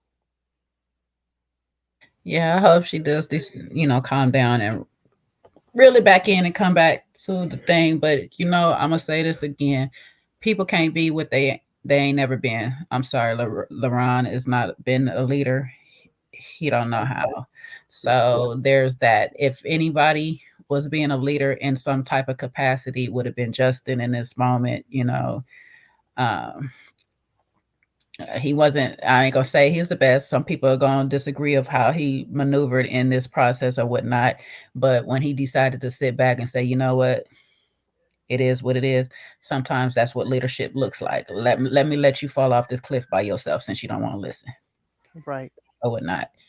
Um, I We don't wish like we don't like the men verbally at war with the women, back no, and I wish forth. Tommy. We've said this before about it. I wish Tommy would interject. Hey, hey, hey, a little bit stronger. It be getting lost in all the noise sometimes. His voice and stuff. So it's like I know he be dealing with his health and all that. And sometimes when people going through their health, they don't want to deal with all this nonsense. But you got to take control, or we gotta have to have some people that take control. We need to get security in there a lot sooner or something. I don't know, but I'm tired of these men going back and forth with women. I'm tired of women being dressed into their nines and still want to be ratchet and ghetto Slinging mud. or whatnot. It's just like let's just try to hash it out and try to start finding understanding. If we want to sit here and really listen to y'all on this cast, who majority of y'all want to sit there and be like, let's have black excellence, let's do this. Black excellence starts with actually having conversations to understand and not just to respond or just to get off what I want to say to that person. So, if we're going to have Black excellence, we have to sit in the fire sometimes, listen to how we've made the other people feel. We show up in other people's lives, how people perceive us and receive us, and just take that information, digest it for a second, and sit there and say, you know what? I can see where you're coming from. This was not my intent. I know we might not have to be friends at the end of this. We don't have to be anything, but we can be cordial and we can move along. I do want better for this show. I want better for our people at the end of the day. I mean, I do like being petty or whatever, but I really like actually having real petty fun, good fun. I don't like this malicious petty that people do. Good night, Ari. I don't like all of this stuff like that. I really do like us having like good old fashioned. If we're joning, we joning out of love. We're joining just because we want a little laugh. It's lighthearted, but nobody feels negative by the end of the day.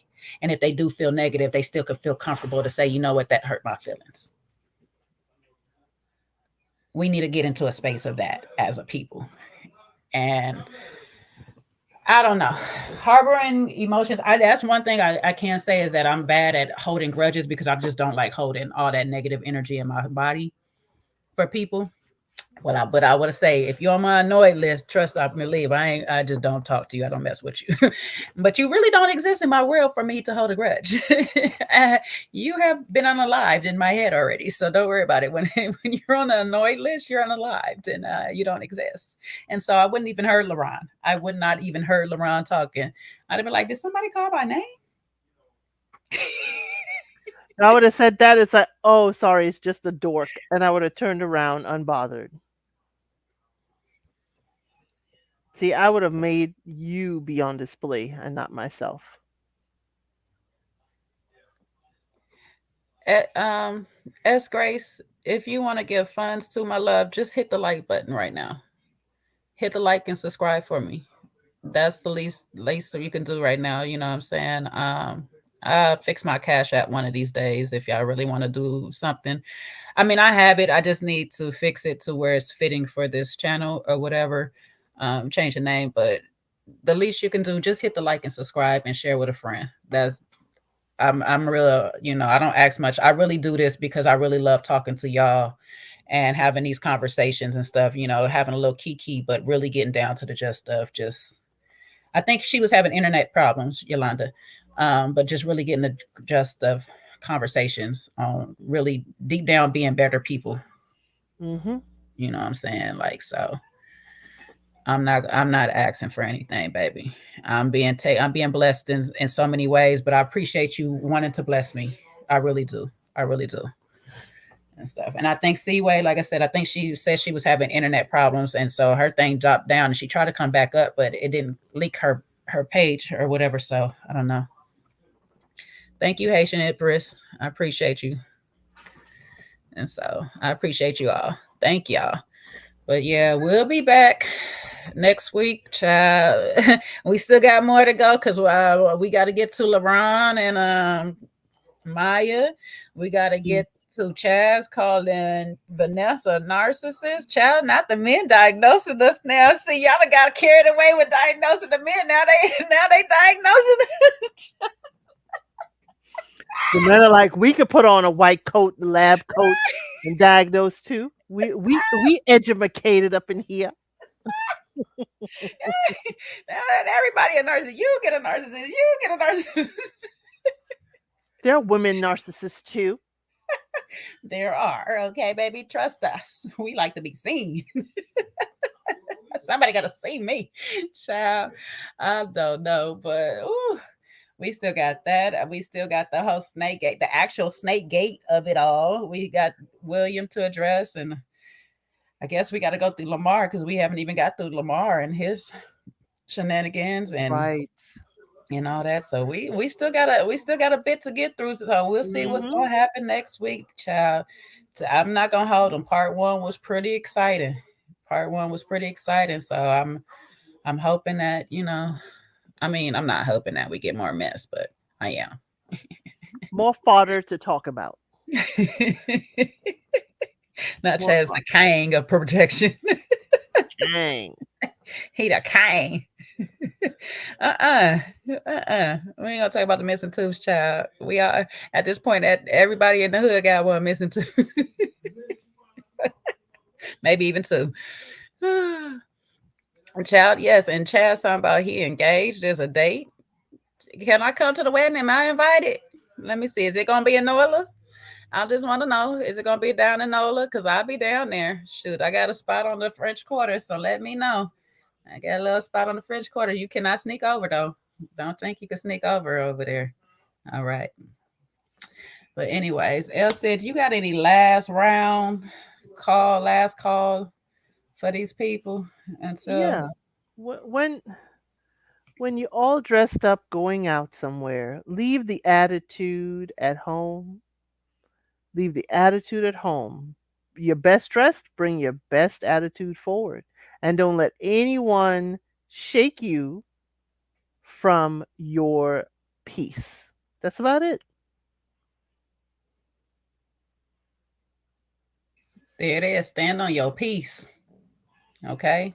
Stand on it, baby. Whew. We done made it through it, child. We done made 3 hours of this thing, child. I'm real late. Don't blame me. Listen, y'all lucky I run the bar, so they can't be too mad. They gonna be like, child, you missing some tips. But I'm gonna get up out of here. Okay. I hope y'all had a good night. I appreciate all of y'all sticking with me. We was up to 180 something people tonight. I appreciate you all for being here because y'all could have been anywhere in the world, but you was here having a kiki and a drink with us. I appreciate it very much. We will see you again next Friday for part 2 of the reunion. And like I say, we got some more stuff in the works, so just stay with us. We got more shows that we're gonna cover and everything. This is not it. Just because Ready Little Love is coming to an end, our fun does not stop here. All right. If you're watching this on a replay, go ahead, leave that like, share, and subscribe. And on top of it, leave a comment because I know y'all gonna say something about what we done said. Yeah, I know y'all always do. Y'all like to tell us about ourselves, so just go ahead and tell us. We all right with it. All right. Y'all have a good night. Be safe out there. Happy Friday to you all, and we'll see you next week. And I ain't gonna leave y'all without leaving something to y'all because child, the petty just be pettying and all this stuff, so we can't help it, But we're gonna get out of here. Some of y'all need to be doing this.